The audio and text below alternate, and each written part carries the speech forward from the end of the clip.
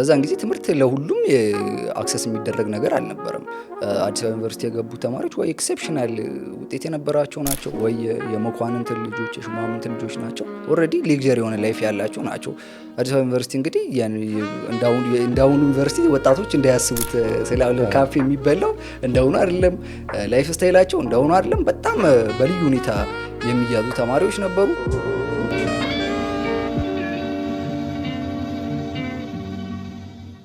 ሰላም ያገር ሰው ሀረግ ፖድካስት ተመልሷል። ዛሬ እንግዲህን እኔ አላስተዋወቃቸውም ራሱን ነው ያስተዋወቅ። እሺ መጀመሪያ ግን ስለመጣህ እናመሰግናለን። ምስጋና ይቀድም። እኔም ስለጋበዝከኝ በጣም አመሰግናለሁ። ፕላን ዜድ የሚል የቲክቶክ ገጽ አለኝ። ከዛ ውጪ ስሜ ዮናታን ዳኜ እባላለሁ። የተማርኩት ጋዜጠኝነት ነው። የተወሰኑ ሀሳቦችን ቲክቶክ ላይ ለማንሳት ሞክራለሁ። ይሁን ፕላን ዜድ ለምን አልኩ? የተለያየ ምክንያት ሊኖሩ ይችላል። ፖለቲካሊም የተወሰነ ለማየት ስሞክር የሆኑ ፖለቲካል ምክንያቶች ሊኖሩት ይችላሉ የስያሜ። ከዛ ውጭ ደግሞ እኔ ደግሞ ዝም ብዬ ስጠረጥር ነው ያው የመጨረሻ አማራጭ ፖለቲካ ነው ብለህ ሊሆን ይችላል አልኩኝ። ፖለቲካ የመጨረሻ አማራጭ ጃገር ነው የመጨረሻ ውስጥ የሚገባ አይመስለኝም። ፕላን ዜድ ያልኩበት ምክንያት ቲክቶክ ይሄን አካውንት ከፍቼ ኮንተንት ክሬት ማድረግ እስክጀምር ድረስ ቲክቶክ ስልኬ ላይ ራሱ የለም አልጠቀምም ነበር። እና ግቢ ያለው ጓደኞቼ ቲክቶክ ክፈት ምናምን ይሉኛል በሪስኬሽን ማል ምናምን። ይሄን ሀሳብ ግን አሁን ለብዙ ሰው ቲክቶክ ላይ ብታወራው ምናምን ይሉኛል። እኔ ቲክቶክን የማውቀው 2019 የኮቪድ ሲዝን ላይ ብዙ ሰው ቲክቶክ ይጠቀም ነበር። ያኔ ፓንደሚክ ሎክዳውን በነበረ ጊዜ ያኔ እኔም ስልኬ ላይ ነበረ ቲክቶክ እና ያኔ ነው ቲክቶክን የማውቀውና ከዛ በኋላ ለማትሪክ ለ12ኛ ክፍል ማትሪክ ሲዘጋጅ አንስታል አረኩትኝ። ከዛ በኋላ አላቅምና ያኔ ነበረው ጀስት ቀልድ ነው ወይ የሆነ ሊፕሲንክ ነገር ነውና እንደዚህ ካታጎሪስ የሆነ ብዙ ነገሮች ዲቴይሎች እንዳሉት ራሱ ጭራሽ አላቅምና ስቀልድ ምን እላለሁ በቃ እኔ ቲክቶክ ላይ አየኸኝ ማለት በህይወቴ ተስፋ ቆርጫለሁ ማለት ነበር። ለጨዋታ ነው እንደዛ ምለው።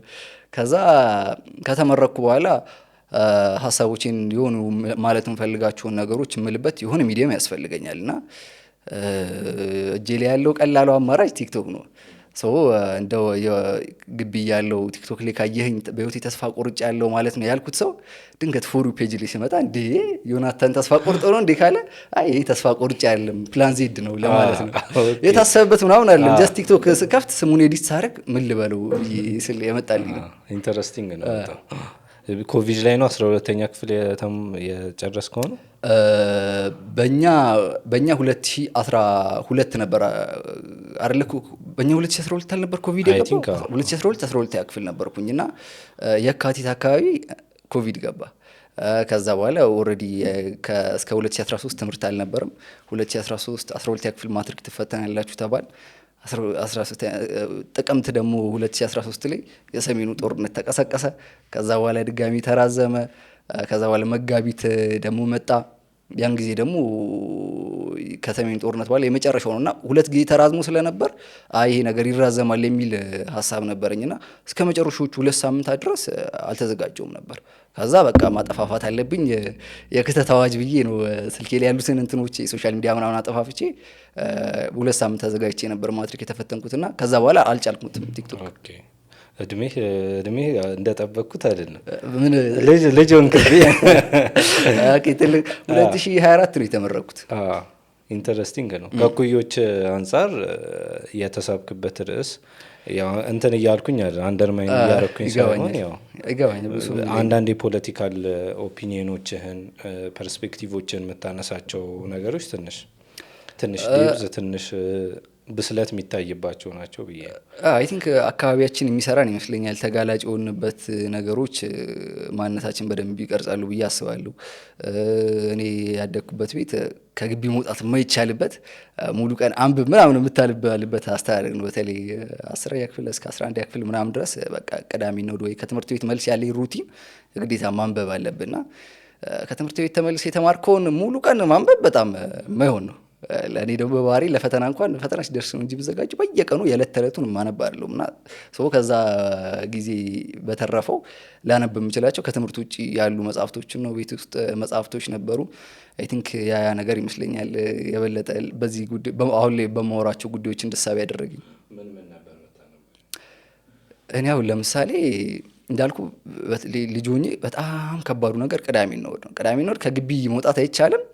ኦልሬዲ ግቢ ውስጥም መጫወት አይቻልም ነበር። በቃ ሁልጊዜ ፋዘር እንድናጠና ነገር ነው የሚፈልገውና አሁን ለምሳሌ በ10 ዓመቴ ምናምን አፄ ቴዎድሮስን የኢትዮጵያ አንድነትን ሙሉ አነባለሁ፣ ግን ምንም ልረዳው የምችለው ነገር የለም። እና የታሪክ መጽሐፍቶች በጣም እወዳለሁ። የፖለቲካ ጋር ግንኙነት ያላቸው የደርግ ታሪክ፣ የስልሳዎቹ ታሪኮች ምናምን በጣም አርሊ እነሱን ለማንበብ 9ኛ ክፍል ሆኜ ምናምን ብዙዎቹ መጽሐፍቶች አንብቤያለሁ እና እሱ ይመስለኛል። በ9ኛ ክፍል ስለ ኢህአፓ ማንበብ እንግዲህ በጣም መጀመሪያ ላይ ያነበብኩት ትልቅ መጽሐፍ በፊት ከ5ኛ ክፍል በታች ሆኜ ምናምን የድሮ ትርጉም መጽሐፍቶች ምናምን ነበሩ። ካፖርቱ ምናምን የሚል ድሮ በጣም ፋሽን ነበር የትርጉም መጽሐፍቶች፣ የሩሲያ ድርሰቶች ምናምን እና እነሱ ፖለቲካል አፊሊዬሽን ስለነበራቸው ደርግ እንዲተረጎሙ ያደርግ ነበር። በጣም ብዙ የራሻ መጽሐፎች ብዙ አለ። የራሻ የኮሚኒስት ዲክሽነሪ ምናምን ነበር እና እነሱን አነብ ነበር። አፄ ቴዎድሮስና የኢትዮጵያ አንድነት ነው መጀመሪያ ላይ በቃ የማስታውሰው ትልቅ መጽሐፍ የምለው እና ግን አንድ ገጽ አንብቤ ምንም ሀሳብ የለኝም ስለምን እንደሚው ሀሳብ የመጽሐፉ ልቡን አላውቀውም። እድሜ ገና ነበር ለዛ። እያደግኩ ስመጣ ግን ያው ኦልሬዲ መስመሩን ይዤ ነበርና እረፍት ቀኔ ከሆነ እያነበብኩ ብውል ደስ ይለኛል። መዝናኛ የሆነ ማለት ነው። ከዛ በኋላ በምን መልኩ ሞር በጣም ፖለቲካል የሆነ ነገርን እንትን እያልከው ትመጣለህ? ፓሽኔት መሆን ሊጠበቅብህ ይችላል።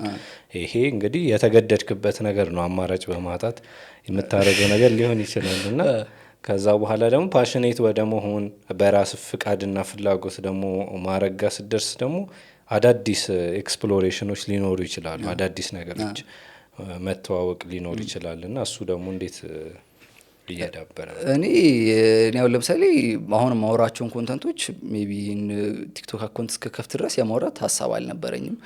እንዳልኩት ንባቡ ነበረኝ ጀስት እንደማንኛውም ነገር ስለ እግር ኳስ ወዳለሁ፣ ሙዚቃ ወዳለሁ።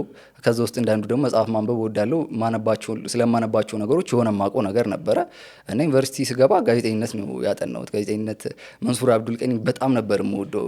በተለይ ከሃይ ስኩል እያለሁ ምናምን በስልኩ ላይ አወራው ነበርና በቃ እሱም መሆን ነበር። ደውለህ ማለት ነው? በስልክ 9ኛ ክፍል ላይ በአንድ አጋጣሚ ስልኩን አገኘሁትና በቃ ለሱ የነበረኝ ፓሽን እንዴት መሰለ፣ ትምህርት ቤት እንግዲህ ከ3 ሰዓት እስከ 5 ሰዓት ነው ብስራት ስፖርት ሬዲዮ ላይ የሚጀምረው እና ስልኬ በወቅቱ የነበረኝ ስልክ እንትን አለው ታይመር ሴት ታደርጋለህ። ከ3 ሰዓት ተኩል ታይመሩን ሴት ታደርግና ዱሬሽኑን 90 ደቂቃ ታደርገዋለህ። ስለዚህ የ90 ደቂቃ ራሱ ሪከርድ አድርጎ ያስቀምጥልሃል። ኦኬ ሬዲዮ ፕሮግራሙ ማለት ነው። ከዛ ማታ በስነ ስርዓት ሰማዋለሁ ማለት ነው እና ስልኩን ሳገኘው ነገርኩት። እንትኑን ከሰማው በኋላ ኮምፒውተር ላይ አስቀምጣቸዋለሁ ፋይሎቹ እና ገረመው። እሱ የሌላቸው ብዙ አርካይቮች ነው የነበሩኝ በወቅቱና መንሱር በጣም ኢንፍሉዌንስ አድርጎኛል።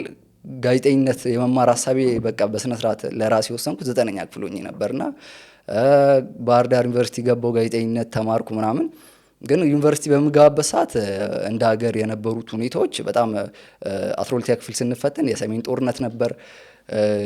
2013 ሰኔ 23 ይመስለኛል ባህር ዳር ለመጀመሪያ ጊዜ ሄድኩት። የዛን ጊዜ ደግሞ መከላከያ ከመቀሌ ወጥቶ ወደ ኋላ እያፈገፈገ የመጣበት ጊዜ ነበር። የቲዲኤፍ ደግሞ እያጠቃ ወደዚህ የመጣበት ጊዜ ነበርና ጥቅምት ላይ ደግሞ በቃ ዩኒቨርሲቲዎች አማራ ክልል ቆሙ ተብሎ ተመልሰን ወደ ቤት ማለት ነው ለወራት። ከዛ በኋላ ደግሞ ያው ጦርነቱ ወደዛ ሲገፋ ነው ተመልሰን ወደ ግቢ የገባ ነውና እነዚህ ሁኔታዎች በቃ እንደው ባትፈልግም ምን እየሆንን ነው ብለህ እንድታስብ ያደርጋልና ዩኒቨርሲቲ ያለው የጽሁፍ የሚዘጋጁ ዝግጅቶች አሉ በጋዜጠኝነት ዲፓርትመንት እና አብዛኛው ጽሁፎቼ ወይ ንባቦቼ ማቀርባቸው ዝግጅቶች ምናምን ከታሪክ፣ ከፖለቲካ፣ ከኢኮኖሚ ጋር መያያዝ ጀመሩ። ከዛ በጊዜ ሂደት እመኙ የነበረው የእግር ኳስ ጋዜጠኝነት ወይ ስለ ስፖርት ማውራት በስብዕና ውስጥ እየደበዘዘ መጣና አይ በቃ ከዚህ በኋላ እንኳን በቂ ስፖርቱ ላይ በቂ ሰው አለ አይነሱም የምላቸውን ሀሳቦች ላውራ የሚል ሀሳብ መጣልኝ። ስለ ስፖርት ጋዜጠኝነት ምንድን ነው የምታስበው? ያው ኦፍ ሪከርድም ስናወራው የነበረ ነገር ነውና በጣም በተለየ ዴብስ በተለያዩ ሚዲያዎች ላይ የሚወራ ነገር ነው የስፖርት ጋዜጠኝነት በጣም በብዙ ዳይሜንሽን ማለት ነውና ፉትቦል በተለይ ከመዝናኛነት ተሻግሮ ብዙ አናሊቲካል ነገሮች የሚወሩበት ነገር ሆኗልና ብዙ ደግሞ ከሚነሱ ክርክሮች መሀል ሌሎች ጉዳዮች ላይ የማህበረሰብ የሚኖረውን ትኩረት በጣም የሚነጥቅ ነገር ነው ይባላል እግር ኳስ። ከዚህ በፊትም ከሌሎች ሰዎች ጋር እዚህ ፖድካስት ላይ ወርተነው እናውቃለን። የተለያየ ፐርስፔክቲቭ አላቸው። ያንተ እይታ እንዴት ነው? ሌሎች ትኩረት ልንሰጣቸው የሚገቡ ነገሮችን ትኩረት እንዳንሰጥ አድርጎናል። እግር ኳስ እኛ ሀገር ብቻ አይደለም፣ በየትኛውም ዓለም በጣም ትልቅ ፓሽን ነው። የቢሊየን ዶላር ቢዝነስ ነው።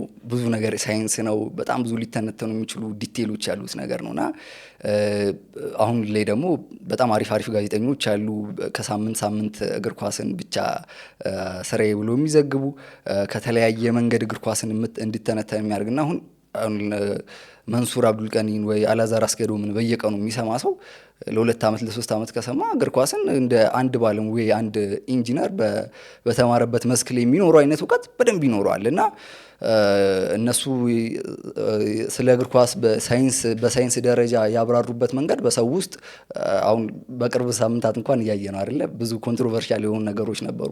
ሰው በቃ ነገር አለሙን ትቶ እግር ኳስ ላይ ስሜት የሚሰጠውም ነገር የሚያሳዝነውም የሚያስደስተውም ነገር ከእግር ኳስ ጋር የተገናኘ ጉዳይ ሆኗል የሚባል ነገር አለ። እንግዲህ ዶዙ ምን ያህል ነው አላቅም፣ ግን ከእግር ኳስ በጣም ኢንተርቴን ከመደረጉም በላይ መጠየቅ ያለበት ዋነኛ ነገር ብዬ የማስበው ከእግር ኳስ ውጭ ያሉ ጉዳዮች። አሁን ለምሳሌ ሲተቹ የነበሩ ሰዎች ነበሩ። እንዴት አርሰናል አሸነፈ ብላችሁ ሌሊቱ ሙሉ ከተማውን ትረብሻላችሁ፣ ትደሰታላችሁ፣ በተቃራኒውም ደግሞ ሲሸነፍም እንደዛ ትሆናላችሁ የሚሉ ከልክ በላይ እግር ኳስ መያዝ ያለበትን ቦታ ይዟል ብሎ ማህበራዊ ሂስ ሲሰጡ የነበሩ በጣም ብዙ ሰዎች አሉ።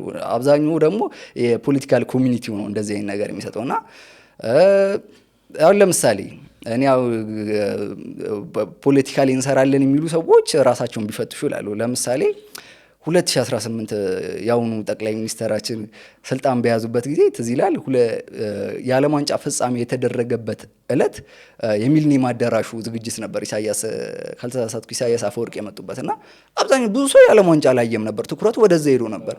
ዲኤስቲቪ ምናምን ንግግሮች ይሰሙ ነበር እና በፖለቲካ ዘርፍ ላይ ያሉ ሰዎችን በሀሳብም ሊሆን ይችላል ስሜታቸውን ሊይዝ በቂ ስራ ሰርቷል ብዬ አላስብም። ሌላም ዘርፍ ላይ ያሉ ሰዎች የሚገባቸውን ስራ አልሰሩም።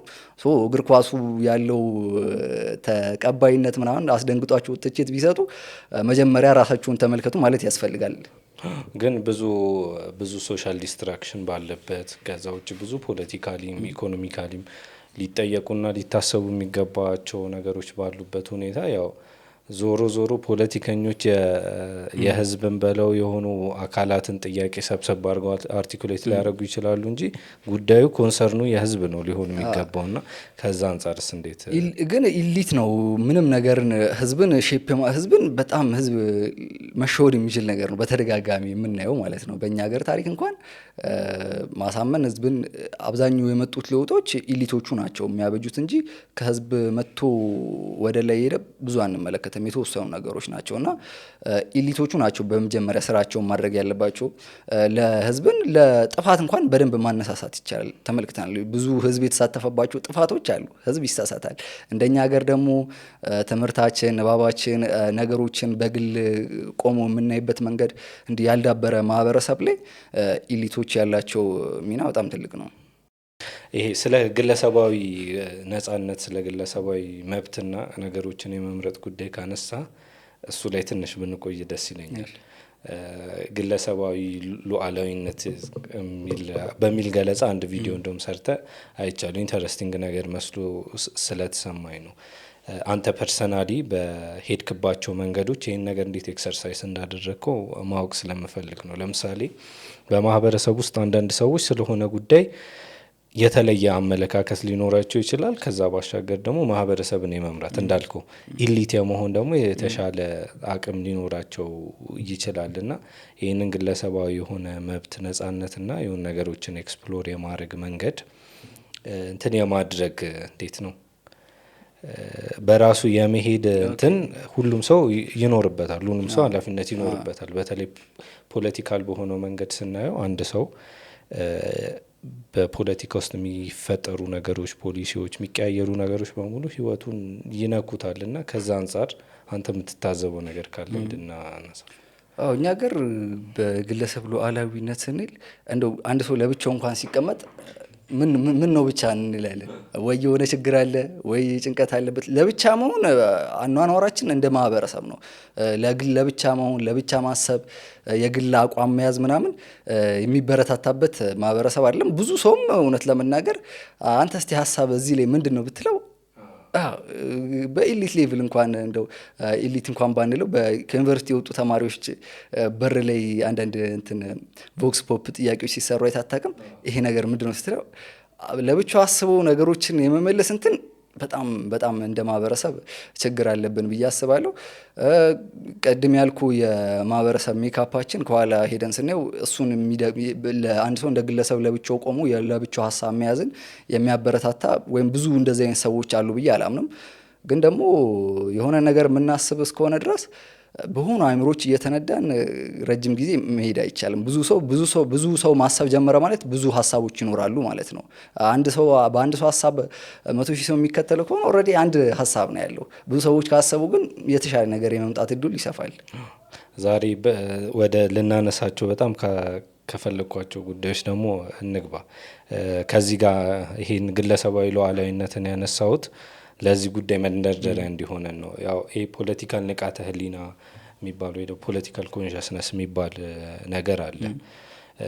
ቀደም ብለን እንዳነሳ ነው ማህበረሰብ ፖለቲካሊ በሚመሩት አካላት ወይ ደግሞ በሚኖረው ስርዓት ውስጥ የሚኖረው ንቃት ነው በአጭሩ። እና እኛ ደግሞ ቅድምም ስናወራ ነበር ሜታፎሪካሊ ደግሞ ንቃተ ህሊና የሚባልም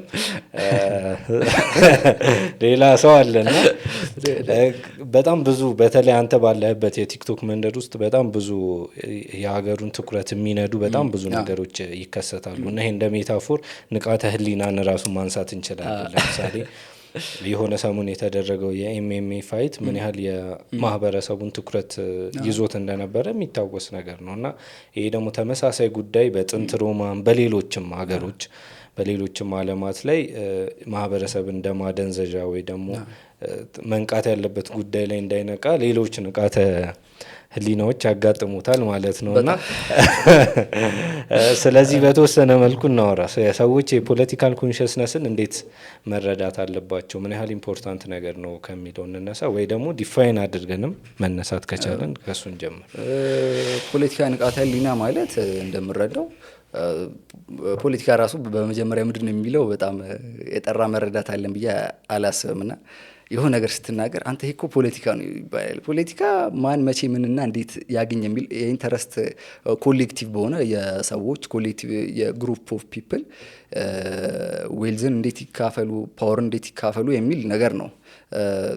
ከእንትን ጋር ከኢንተረስት ጋር የተገናኘ ነገር ነው። ግን አሁን ለምሳሌ ፖለቲካ ያሉ ነገሮች በጣም ብዙ ነገሮች እዚህ ሀገር ፖለቲካ ናቸው። እና የፖለቲካ ንቃተ ህሊና ከመጉደልም ይመስለኛል ስለ ሰብአዊ ነገሮች ስታነሳ ፖለቲካ ነው፣ ሁሉም ነገር ፖለቲካ ነው። እና ከሁሉም በፊት የሚቀድመው እንግዲህ አካባቢ መረዳት ነው ብዬ አስባለሁ። ምንድን ነው እየሆነ ያለው ነገር፣ ፓተርኖችን ማጥናት፣ እንደዚህ የሆኑት ነገሮች ምክንያታቸው ምንድን ነው፣ ፖለቲካዊ መፍትሄያቸው ምንድን ነው ብሎ መመልከት በጣም የሚያስፈልግ ይመስለኛል። ቅድም አሁን ያልክልኝ ደግሞ የንቃተ ህሊና ጉዳይ በመሰረታዊነት እኔ አሁን ያልኩትን ሜቢ አጽንኦት ከመስጠት ውጪ ምንም ልለው የምችለው ነገር የለም። ሶሻል ሚዲያ እንግዲህ ገዢዎች በዚህኛው ዘመን በጣም ምቹ ይመስለኛል። በተለይ ህዝብን ማኔጅ ለማድረግ ህዝብን አንተ በምትፈልገው ቦይ እንዲፈስ ለማድረግ በጣም ቀላሉ ጊዜ ይመስለኛል። ሰዎች አይደለም ፖለቲካ ላይ ትኩረት አድርገው ሀገራዊ ጉዳዮችን ለመመልከት ይቅርና በህይወታቸው ውስጥ ያለውን ችግር እንኳን ለመፍታት ቁጭ ብሎ ለብቻቸው ጊዜ ማሳለፍ አይፈልጉም። ከእንቅልፋቸው ከተነሱበት ሰዓት ጀምሮ ሜቢ ስራቸውን እየሰሩ ሊተኙ ሲሉ የሆነ ዲቫይስ አለ የሚያዩት ማለት ነው። ስለዚህ ለብቻ የምታስብበት ጊዜ አይሰጥም። ይሄ ደግሞ እንዳልኩ የፖለቲካ ንቃተ ህሊና ብቻ ሳይሆን በአጠቃላይ የሰው ልጅ አሁን አይኪው በጣም እየቀነሰ ነው። ብዙ ሪፖርቶች እየወጡ ነው። በተለይ ከኤአይ ጋር መምጣት ተያይዞ ሰዎች አስበው የሆነ ነገር የእንትን ዋና ከተማ ምንድን ነበር ብለህ ለ2 ደቂቃ አይምሮን ኤክሰርሳይዝ ማድረግ አሁን እየቀረ መጥቷል። እና እነዚህ ነገሮች በጣም የፖለቲካ ንቃተ ህሊና ብቻ ሳይሆን እንደ ሰው ያለ ንቃተ ህሊና በጣም እየጎዱት ነው ብዬ አስባለሁ። አጋጣሚ እንደውም ይሄን ስታነሳ ትላንት የቤተሰብ የሆነ እንትን ላይ ቁጭ ብለን ከአንድ ትንሽ ልጅ ጋር ዘመድ ነውና ቁጭ ቁጭ ብለን ፊደል እየጠን ABCD ምናምን እያልን በኤ አገር መጥራት በቢ አገር በሲ ምናምን እያለን እየተጫወትን ያው በፉረሸ ምናምን ማለት ነው። እና በጣም ብዙ ሰዓት አይምሮዬ እንትን ይደክመውና ማሰብ የሆነ የተወሰነ ሰከንድ እኮ ማሰብ ይደክመውና ምናምን ስልኬ ምናምን ይመራኛል ወደ ስልኬ ምናምን ነገር እና ደመናፍሳዊ እኮ ነው። ለምሳሌ ስልክህን ሰዓት ልታይ ወይ የሆነ የመዘገብከውን ነገር ልታይ ታወጣዋለህ። ፐርፐዝሊ ያን ልታደርግ ነው የወጣው። ከ20 ደቂቃ በኋላ ኦልሬዲ አንተ አታውቅም የሆነ ነገር ውስጥ ገብታል። ወይ ቲክቶክ ላይ ሊሆን ይችላል ምናምን ነገር ሊሆን ይችላል። ኦልሬዲ የሆነ ደመነፍሳዊ አንኮንሺየስ ሰብኮንሺየስ የሆነ አእምሮአችን የሚያዘው ነገር ሆኗል። ያለኛ ንቃት ኦልሬዲ ስልካችን ከፍተን የምናየው በቀን ውስጥ በጣም ብዙ አጋጣሚ ይኖራልና ራሳችን በጣም መመልከት አለብን። ቆም ብለን ካላየን አይ ዶንት ኖ የአርቲፊሻል ኢንተለጀንስ በጣም ለሰው ልጅ ለመቆጣጠር በሚገብድ መንገድ በየጊዜው ኢቮልቭ እያደረገ ነው። ከዚህ በተቃራኒ ደግሞ የሂውማን ኢንተለጀንስ በጣም ዲሚኒሽ እያደረገ ነው። ግን ደግሞ ይሄ ፖለቲካሊ ያለን ሁኔታ ወይ ደግሞ ሶሻል ጉዳዮች ላይ ያለን ተሳትፎን እኛ ሀገር ብቻ ይመስለኛል እንግዲህ ላይሆን ይችላል፣ ሌሎችም ሀገራት ሊሆን ይችላል። ለነገሮች በጣም ትኩረት ለሚገባቸው ነገሮች በጣም ትኩረት ያለ መስጠት ጉዳይ አይ ቲንክ ስፔሲፊክ አድርገን እዚህ ሀገር ልናየው የምንችለው ነገር ይመስለኛል። ከሞራሊም በሞራል ፊሎሶፊ መነጽርም ብናየው በጣም ብዙ ነገሮች አሉ ይመስለኛል። እና ይሄ ሪሊ ግን በሶሻል ሚዲያው እና እዚህ ዲጂታል ሚዲያ ላይ ካሉ ነገሮች ጋር ብቻ የተሳሰረ ነው ብለህ ታስባለህ? ሌሎች ጉዳዮች ካሉ በተለይ ማህበራዊ ጉዳዮች፣ ፖለቲካዊ ጉዳዮች ፖለቲካ የሚባለው ቃል እንግዲህ አይ ቲንክ ከ1950ዎቹ በኋላ ይመስለኛል አዲስ አበባ ዩኒቨርሲቲም እንደ ኮርስ መስጠት የጀመረው ፖለቲካ የሚባለው ነገር ያው ዘውዳዊ ስርዓት ላይ ፖለቲክስ ምናምን የለውም።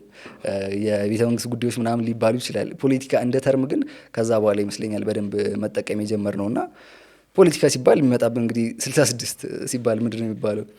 ሰባዎቹ 50ዎቹ ምናምን የኃይለ ሥላሴ ሹማምንት ሲገደሉ ነው ፖለቲካ ላይ የነበሩት ኢትዮጵያ አለኝ የምትሏቸው ብሬኖች በቃ ደርግ እንደዛ ሲያደርጋቸው ነው። ከዛ በኋላ ደግሞ እንደዚህ ተማሩ የሚባሉት ከፖለቲካ ጋር አሶሺየት ራሳቸውን ያደረጉት ወጣቶች ኢህአፓ፣ መኢሶን ምናምን ብለው ከደርግ ጋር ይታወቃል ከተማ ውስጥ ሲደረግ የነበረው ትግል ነው ወይም ሞት ነው ደም ነው። ከዛ አለፍ ስንል በቃ በህዝብ ስም ቃል ገብተው ምሎ የመጡ ምናምን ሰዎች በኋላ መልሶ ህዝባቸውን ሲከዱ መመልከት ነው። ፖለቲካ ሲባል በቃ ሰው አይምሮ ላይ ያለው ነገር በሩቁ እንድትል የሚያደርግ ነገር ነውና አይ ቲንክ እሱም ይመስለኛል እንደው ሰው ኢንቨስተር ቢሆን እንኳን ኢንተረስት ቢኖረው እንኳን ሶሻል ሚዲያ ላይ ወጥቶ ሀሳቦቹን ቦልድሊ ለመናገር በጣም የሚጋብዝ ሁኔታ ነው ብዬ አላምንም። ያን አለማወቃችን ግን ምን ያጎዳን ነገር አለ? ይሄ ፖለቲካሊ እንትን ኮንሽስ አለመሆናችን ምንም ጥያቄ የለም። ፖለቲካችን ያለበትን ደረጃ ይኸው በጣም ፕሪሚቲቭ የሆነ ፖለቲክስ ነው ያለን። ኦልሬዲ የምርጫ ክርክር ላይ የሚደረጉትን ክርክሮች ተመልክታላ። የምርጫ አከራካሪው በጣም ሬት ይደነቃል ምናምን ማለት ነው። ኦልሬዲ ተከራካሪዎቹ የፖለቲካ ፓርቲ መሪዎቹ እዛ የሚያደርጉት ሀሳብ የሚያደርጉት ክርክር ከአቬሬጅ በታች ነው እና ፖለቲካችን እዚህ ደረጃ እንግዲህ ፖለቲከኞች የተባሉት ሰዎች ያላቸው የፖለቲካ መረዳት በዛ ሌቭል ላይ ከሆነ እንግዲህ ተርታው ህዝብ እንደው ፖለቲካን ተከታትሎ መሪዎቹን መከታተል አለበት ወይም የሚደግፈውን የፖለቲካ ኢዲዮሎጂ እንትን ሂስ መስጠት አለበት የሚባለው ህዝብ ደግሞ እንዴት ዝቅ ያለ መረዳት ሊኖረው እንደሚችል መገመት ቀላል ነው።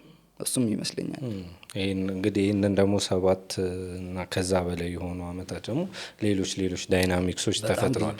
በእያንዳንዱ የሀገራችን ታሪክ በጣም ብዙ አይነት ፖለቲካል እንትኖች አሉት። እንዴት ነው ለምሳሌ አሁን የጃንሆይን ዘመን የሆነ ስም እንስጠው ብንል አንድ የሆነ እንትን ሜጀር የሆነ ስያሜ ወይ ደግሞ መልክ አናጣለትም። የሌሎቹንም እነ ደርግንም ከዛ በኋላ የመጡትንም እና አሁን ደግሞ በጣም የተለየ መልክ ያለው ነው ፖለቲካውም ከዛ ውጭ ሶሻል ጉዳዮች እንደ ሀገርም ያለንበት ሁኔታ ማለት ነው። እና ይህንን ደግሞ እንዴት ትገልጸዋለህ? በጣም ለመረዳት በጣም ከባድ ነው። ኢትዮጵያ ውስጥ እየኖርን ነው። ግን ያው ለምሳሌ የዛሬ ፌስቡክ ላይ ሚሞሪ ብሎ ይመጣል አይደለ?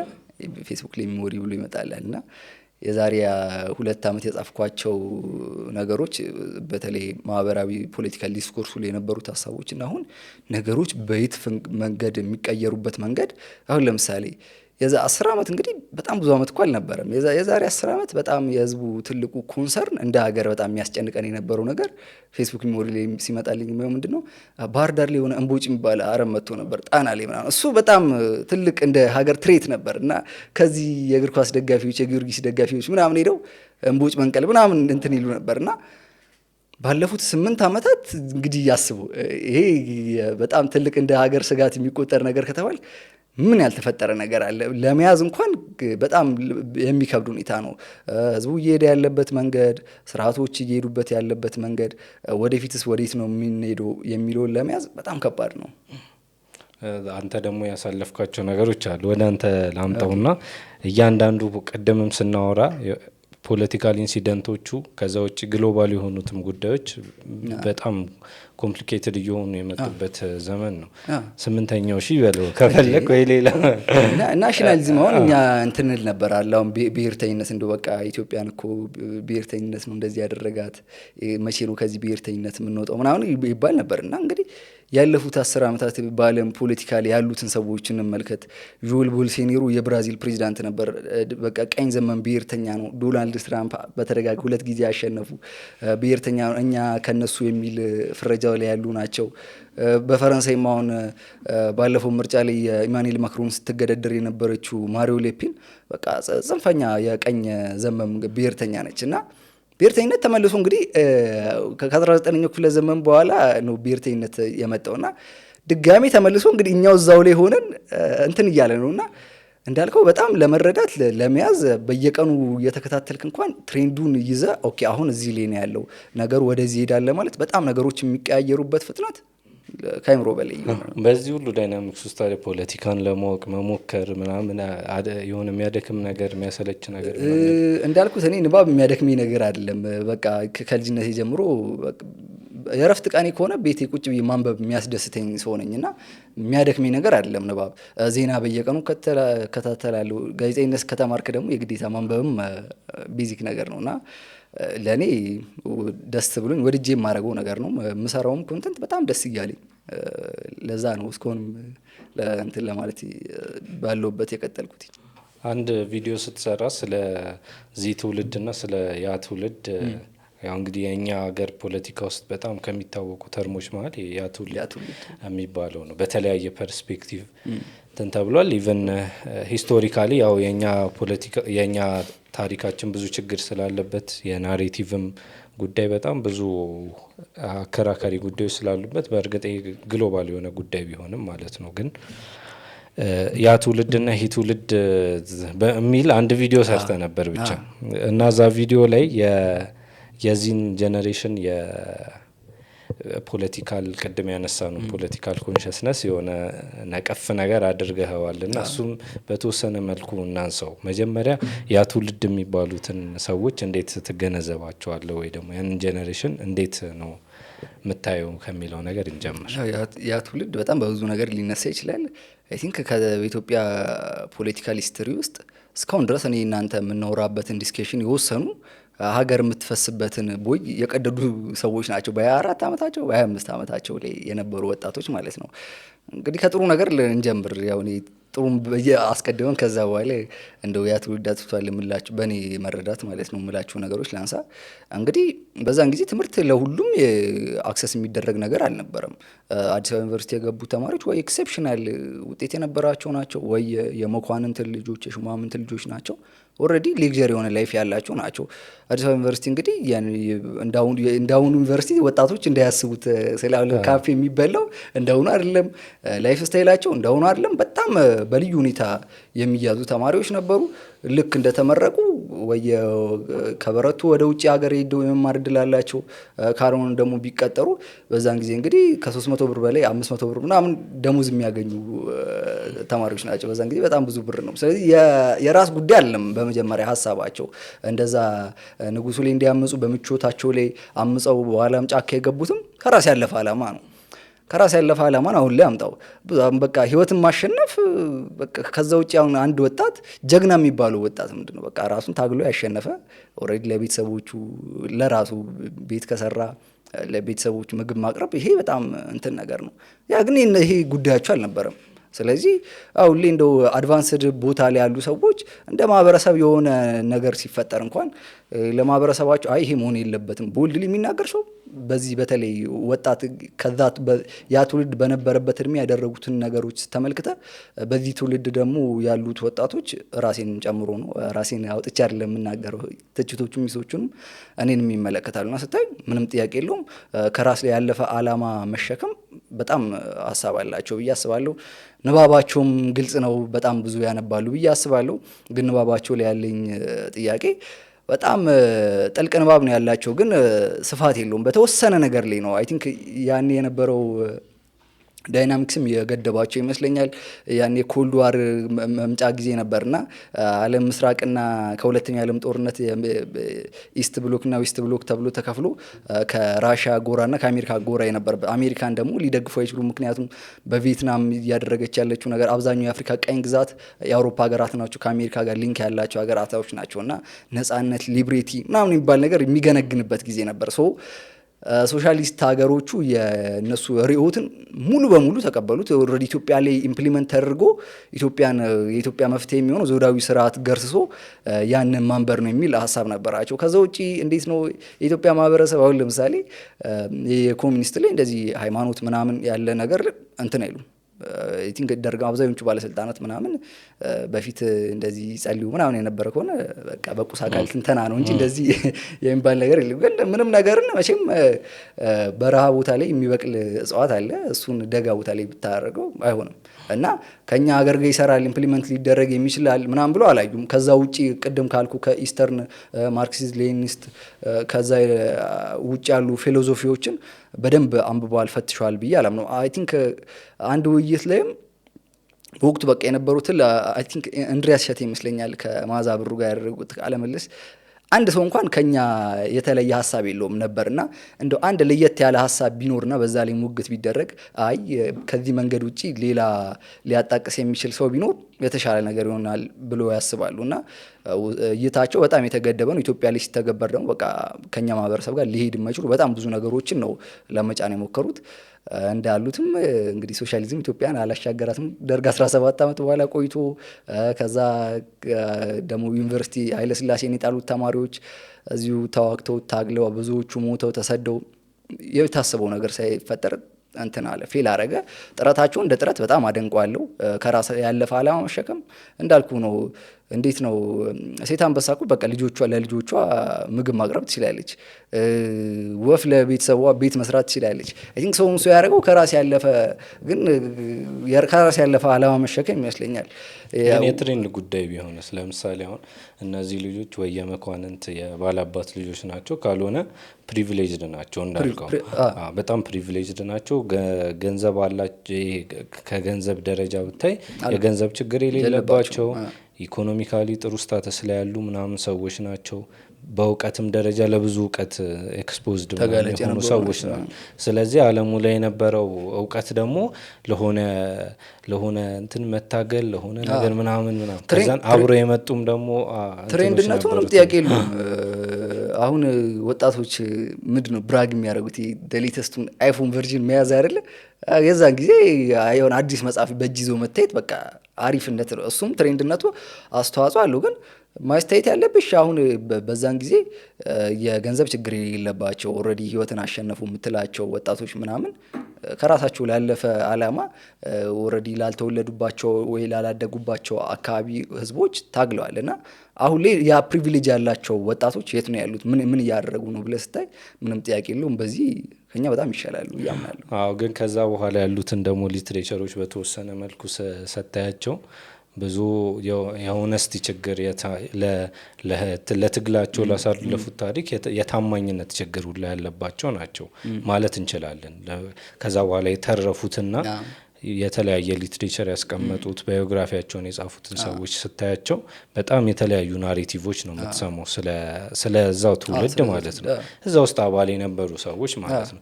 ከዛ አንጻር ስታነጻጽረው ከምን አንጻር እንድናየው ብዬ ነው። አንድን ማህበረሰብ ስታገለግል ወይ ደግሞ ለማህበረሰብ ሳክሪፋይስ ስትከፍል ወይ ለራስ ጉዳይ ስትታገል የሆነን ስርዓት ለመቀየር ትሬንድ መሆኑ ከዚሁ ጋር ተመሳሳይ አይደለም ወይ? ለምሳሌ የኛ ትውልድ ላይ አንተ ራስን ለማሸነፍ በዚህ ዘመን የሚያስፈልጉን ትግሎች ከማድረግ ጋር ምን ልዩነት አለው? የታማኝነት ጉዳይ ከሌለ ቀላል አይደለም እውነት ለመናገር ሜቢ ከዛኛው ይሄኛው ከባድ ነው። ራስ ማሸነፍ መኖር በጣም አርበኝነት ጀምሮ መጥቷል። ሰርቫይቭ ማድረግ ብቻ ራሱ ይሄኛውን አንደርሜን እያደረኩት አይደለም። አሁን የኛን ህይወት ያው እንትን ምን ለማለት ነው በተመሳሳይ ፍሬም ሊታዩ የሚችሉ ነገሮች አይደሉም ወይ ከማለት አንጻር ነው። ገብቷል ሀሳቤ? ለምሳሌ አሁን አንተ የሆነ ቦታ ለምሳሌ በዛ ዘመን በየቦታው የመደብ ትግሎች ነበሩ። ብዙ ህዝቦች ነፃ ለመውጣት እየታገሉ ነው።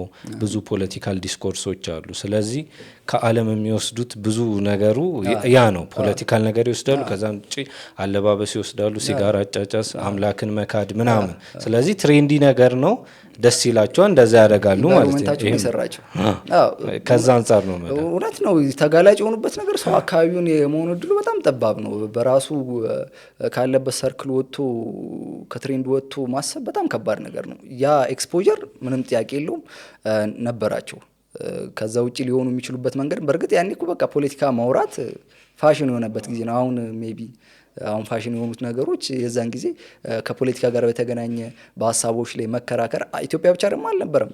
እዛም ነው የብላክ ስትራግል የነበረው ምናምን ያኔ 50ዎች 60ዎች ውስጥ ምናምን እነ ማልኮም ኤክስ በደንብ እንትን ያሉበት ጊዜ ነው። ዓለም አቀፍ ኮንቴክስቱን እረዳዋለሁ ልል ነው። እና ኤክስትሪም የሆነ ለውጥ ብዙ ነገሮችን ፈጥሯል ብዬ አስባለሁ። እና ያ ደግሞ የመነጨው ከውጭ የመጣውን ርዕዮተ ዓለምና ፊሎሶፊ ያለምንም በጣም በሚያስደነግጥ ሁኔታ እንትን ብሎ መዋጥ ነው። ይህን ስንል ግን አብዛኞቹ ጥያቄዎች እውነት አልነበሩም የሚለውን እየካድን አይደለም። ግን ደግሞ ያ በጣም ኤክስትሪም የሆነው በጣም በፍጥነት የተቀየረው ሁኔታ አይ ቲንክ ከዛም በኋላ የኢትዮጵያ ፖለቲካ እንዳያገግም ብዙ ነገሮች እንዲፈጠሩ ያደረገ ይመስለኛል። እና እዚህ ላይ ያለን ፐርስፔክቲቭ እንድንሰማ ፈልጌ። ኦኬ፣ ምንም ጥያቄ የለውም። ያ ትራንዚሽን በጣም እንደ ሀገር በጣም ብዙ ዋጋ ያስከፈለ ነው። እንግዲህ በዛን ወቅት የኃይለሥላሴ ዘመን ባለስልጣን ነበሩ የተገደሉትን ሰዎች ብትመለከት እንግዲህ ኢትዮጵያ ገና ስንት ዓመት ከ10 ምናምን ዓመታቸው ጀምሮ ውጭ ሄዶ የተማሩ በቃ ኢትዮጵያ አለኝ የምትላቸው አንጎሎች ናቸው። እና እነሱም በሙሉ እንደዚህ አይነት ፍርድ ሰጠ። ከዛ በኋላ ኦልሬዲ ወታደሮች ስልጣን ያዙ። የሆነ ሁሉ ሆነና ትራንዚሽኑ በጣም ተገቢ ያልነበረ ነው። ግን ለዙ ደግሞ ኃይለሥላሴም ተጠያቂ ናቸው ብዬ አምናለሁ። በተደጋጋሚ 80ኛ ዓመታቸው እንኳን ሲከበር በቃ አይ ቲንክ 13 ወሰን ካሳ ይመስለኛል መጽሐፋቸው ላይ በቃ አባታቸው እግራቸው ስር ወድቆ በቃ ይበቁታል ባኩትን ስልጣን በቃኝ በሉና ወደ ያሸጋግሩ ልጆቻቸው እንኳን ቢሆኑ ከዛ የተሻለ እድል ይኖራል ብዬ አስባለሁ። ወጣቶች ስለሆኑ እንትኑ ሞናርኪው እንደ ሲምቦልም ተቀምጦ ግን አስተዳደር ስርዓቱ በጣም ብዙ ሊሻሻል ይችል ነበር ብዬ አስባለሁ። እና ዳዊት ስልጣን በቃኝ ብሏል እንደ እዝጌር ነው ስልጣን የሚወስነው ብለው ነው ኃይለሥላሴ የገፋቸውና ያለፉትን እድሎች በጣም ብዙ ነበሩ። እንዳልከው ትራንዚሽኑ በጣም ወደኋላ ነገሮችን የመለሰ ኢትዮጵያን በወቅቱ አለኝ የምትላቻቸውን ሰዎች ያሳጣ ነበረ። ግን ደግሞ በሌላ ፐርስፔክቲቭ ደግሞ ብናየው ደስ የሚለኝ ወደ ኢትዮጵያ ናሽናሊዝም ምናምን እንድንሄድ ስለፈለግኩ ነው። የኃይለሥላሴ መንግስት በአንድ ሃይማኖታዊ የባህል እና የምናምን እሴቶች ላይ የቆመ ነው የሚሉ ክርክሮች ነበሩ። ያ እንግዲህ ቀድመ እንዳነሳ ነው ፖዘቲቭ የሆኑ ነገሮች ሊኖሩት ይችላሉ፣ ኔጌቲቭ ነገሮች ሊኖሩት ይችላሉ። በእርግጥ እንደዚህ በጣም ዳይቨርሲፋይ በሆነ ሀገር ውስጥ እንዲህ አይነት ስርዓት ማቆየት በጣም ከባድ ነው እና እንደ አማራጭ ከሚቀርቡ ደግሞ ሀሳቦች መካከል ልክ ይሄ ሴሬሞኒያል ነው የሚባለው ስልጣኑ እንደዛ ሆኖ የጃንሆይ መንግስት ከዛ በኋላ ደግሞ ሌላ በጣም ይሄ ህዝቡን የሚመስል ፖለቲካል አስተዳደር የመመስረት ጉዳይ ይነሳ ነበር እና ያ ደግሞ በእሴት ደረጃ ልክ ንጉሱን የማይመስሉ ብዙ ህዝቦች ያሉበት ሀገር ነው እና ከዛ አንጻር ደግሞ እንዴት ነው ያስ ቢሆን ኖሮ ያን ያህል እንደምናስበው ለውጥ ይመጣ ነበር ወይ? እንግዲህ የነገስታቱ ስርዓት የትኛውም እኛ ሀገር ብቻ ያለ አይደለም። ነገስታቱ ስርዓት የሆነ ዩኒቲ የሚመጣው ከአንድ ባህል ነው። ወደፊት የሚመጣው አንድ ሃይማኖት ነው፣ የቤተ መንግስት ሃይማኖት ነው። ኦልሬዲ የሃይማኖት እኩልነት ላይኖር ይችላል፣ ምንም ጥያቄ የለውም፣ የሚጠበቅ ነው። በየትኛውም ዓለም ብትመለከት እንደዚህ ነው። ግን እንዳልከው ያ ትራንዚሽን ቢኖር አሁን ለምሳሌ የብሪቲሽ ፓርላመንት ውስጥ አንድ እንትን አላቸው፣ እንደ ሴሬሞኒያል ነገር ሆኖ የነገስታቱ ቦታ አላቸው። ህዝቡን ኦልሬዲ ለሻም እንግዲህ 3000 ዓመት ታሪክ አለን ነው የሚባለው። 3000 ዓመት ታሪክ ማለት የነገስታት ታሪክ ነው።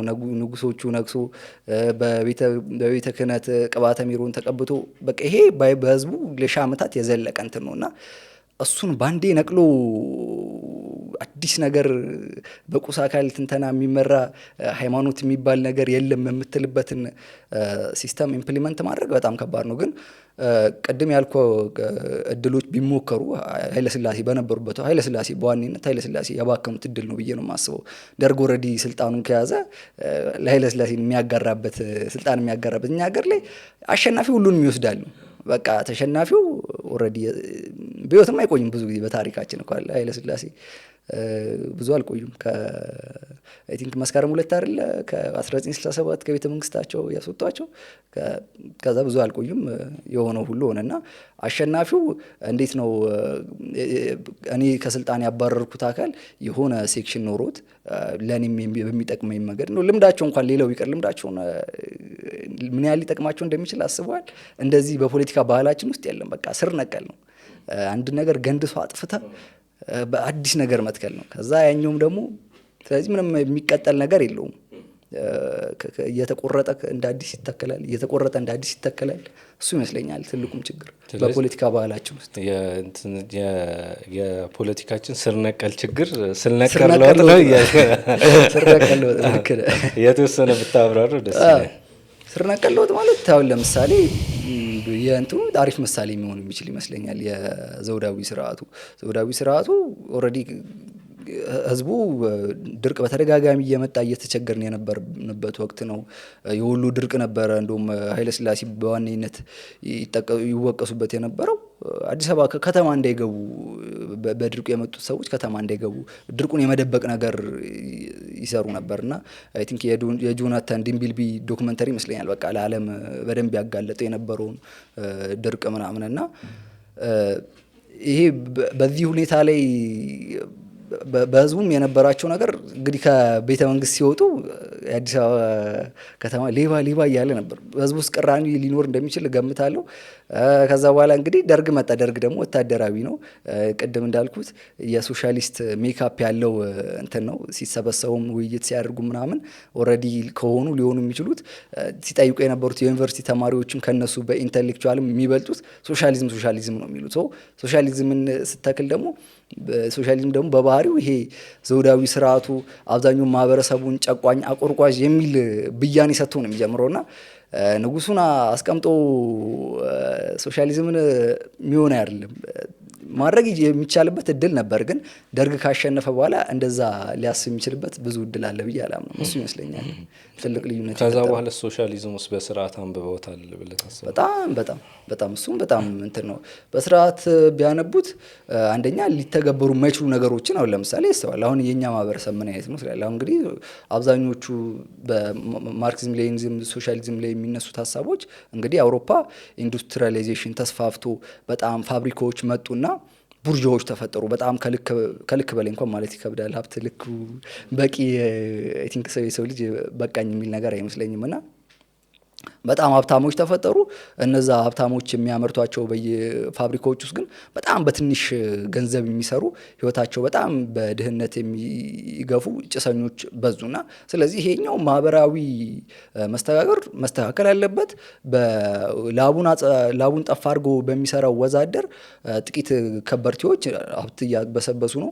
አብዛኛው ማህበረሰብ ግን በድህነት ነው የሚኖረው። ሰው ማስተካከያ ያስፈልጋል በሚል የመጣ ነው። እንግዲህ እኛ ሀገር ኢንዱስትሪ የለም ኦልሬዲ ደርግ ሲመጣ እንግዲህ አይ ቲንክ ብሔርተኝነት የብሔር ትግል ሙከ የመጣው እንደ ሌሎቹ ሀገር የመደብ ትግል ብትል እንግዲህ ሜቢ የመሬት አዋጁን ካስተካከልኩ በቃ ይቆማል። እዛ ጋር መሬት ለሁሉም ከሰጠ ጭሰኛ የነበረው የራሱ አርሶ ከዛ በኋላ ለባለ ጉልት ባለ ርስት ለሚባለው የሚሰጠው ከቀረና የሚያርሰው ሰው የመሬቱ ባለቤት ከሆነ ይቆማል። ከዛ ውጪ ያለው ልዩነት በበቅሎ የሚሄድ ገበሬ ነው ሜቢ በቅሎ በእግሩ የሚሄድ ነው። ምንም ኢንዱስትሪ ምናምን የለውም። ስለዚህ ፈርዘር ልታስኬዱ የምችለው ነገር አይደለም።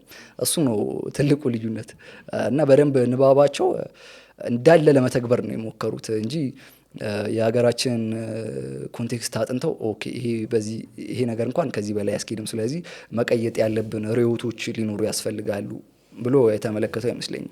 የብሔር ጥያቄን ደግሞ ከዚህ ጋር እናንሳው። ያው በዛ ዘመን ከነበሩ ወሳኝ ጥያቄዎች መካከል የብሔረሰብ ጥያቄ አንዱ ነው። አይ ቲንክ የብሔር ጥያቄ ይሄ ዋለልኝ ከጻፉ የሆነ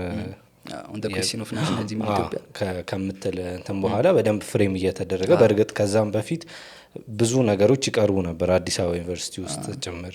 ስማቸውን የረሳሁት አይ ቲንክ የሆኑ ሰው እያሉ ብቻ ኢትዮጵያዊ ማን ነው ምናምን ግጥሞች ምናምን ይቀርቡ ነው። እነዚህ ብዙ ዲስኮርሶች ነበሩ የብሔር ጥያቄን የሚያነሱ ማለት ነው። እና ያው ይሄም ደግሞ ብዙ አጠያያቂ ነገር አለው ማለት የብሔር ጥያቄ አለ የለም የሚልም ክርክር ያለው ነገር ነው። ያው የኛ ፖለቲካ ችግሩ የኛ ስል ከሌላው እያነጻጸርኩ አይደለም። የኛ የኢትዮጵያ ፖለቲካ ችግር ሁሉም ጥያቄ ይቀጥላል ሁሉም ነገር ላይ። ለምሳሌ አሁን የብሔር ጥያቄ እንዳለ ተስማምተን ስርዓት ተቀይሮ ምናምን ብዙ ነገር ከሆነ በኋላ ስቲል የብሔር ጥያቄ ኢሬሌቫንት ነው ሬሌቫንት ነው የሚል ጥያቄ አለ። ይሄ በጣም የሚገርም ነገር ነው። የብሔር ጥያቄ አያስፈልግም ያስፈልጋል የሚል ክርክር ትከራከራለህ። ኦልሬዲ የብሔር ጥያቄን ያቁሙ የብሔር ጥያቄ ተመልሶ ምን ብሎ ክልሎች ተፈጥሮ ብዙ ነገሮች ከሆኑ በኋላ ማለት ነው። እና ከዚህ አንጻር የብሔረሰብ ጥያቄን ከመነሻው ጀምሮ አንተ እንዴት ነው የምታየው? እና ደግሞ የፖለቲካችንም ፕሮሰስ ያደረገበት መንገድ ብሔር ላይ መመስረቱ ማለትም የብሔር ጥያቄዎችን መመለስ ላይ እየተደገፈ መሄዱ ምን ነገሮች ያስገኛል? ያሰጣንም ነገር ካለ የብሔር ጥያቄ እንግዲህ እንዳልኩ የማታገያ ኦልሬዲ ልታይ ወይ የኔሽን ጉዳይ ነው የምታነሳው የብሔር ጥያቄ ካልሆነ ደግሞ የመደብ ትግል ነው። የመደብ ትግል እዚህ ሀገር ላይ በቃ የመሬት እንትኑ ስትፈታ የሚቆም ነው። ኦልሬዲ ንጉሳዊ ስርዓቱ ተገርስሷል። ሹማምንት መኳንንት ምናምን የሚባሉ ነገሮች ቀርቷል። የባለአባቶች ምናምን ቀርቷል። ስለዚህ በቃ ምንም የመደብ ትግል ሊኖር አይችልም ከዛ በኋላ። እነዚህ ሶሻሊስት ተማሪዎች ሊያደርጉ የሚችሉት የብሔር እንደ ማታገያ ወይም እንደ ስርዓት ሊጠቀሙ የሚችሉት የብሔር ትግል ነው። የብሔር ጥያቄ አለ ብዬ አምናለሁ። ምክንያቱም ዘውዳዊ ስርዓቶች ኢትዮጵያ በተፈጥሮ እንግዲህ ስንት 80 ፕላስ ኢትኒክ አይዴንቲቲዎች ያለባት ሀገር ነች። ይሄ ሁሉ ሀገር ካለባት ዘውዳዊ ስርዓቶች ሁሉንም ኢንተርቴን የሚያደርጉ አይደለም። የኢትዮጵያ ብቻ ሲሆን የእንግሊዝም፣ ፈረንሳይም፣ በየትኛውም ዓለም በቤልጅየም ብንመለከት ነገስታቱ ያን ኢንተርቴን አያደርጉም። እና በአንድ ብሔረሰብ አንድ ማንነት ደግሞ የራሱን ቋንቋን የማበልጸግ በቢሮክራሲ ውስጥ የመጠቀም እነዚህ ተፈጥሯዊ መብቶች ናቸው። ሊፈልግ ይችላል። የብሔር ጥያቄ ነበር ብዬ ተገቢ ነው ብዬ አምናለሁ። ግን የብሔር ጭቆና አስታርገው ግን ማርጅኑ በጣም ከፍ ይላል። የብሔር ጭቆና ማለት ያ ጭቆና በብሔር ምክንያት እንደመጣ ነው። ኦልሬዲ ምንም ጥያቄ የለውም። በብሔር ውስጥ ብሔር እንግዲህ የሚያሰኛቸው ነገሮች ቋንቋ፣ የጋራ ማንነት፣ ባህል እነዚህ ነገሮች ናቸው። እነዚህ ነገሮች ኢንተርቴን እንዳደርግ አልተፈቀደልኝም። አንደርስታንድ ሊደረግ የሚችል ነው። የብሔር ጭቆና ካልክ ግን በጣም ከባድ ነው። ከብሔር ጭቆና ይልቅ የሃይማኖት ጭቆና እኔ አንደርስታንድ አድርገዋለሁ። ኦልሬዲ አንድ ሃይማኖት በመሆኑ ብቻ በዘውዳዊ ስርዓት ውስጥ እንደሚፈልገው ማምለክ እምነቱን ማስፋፋት ምናምን አይፈቀድለትም።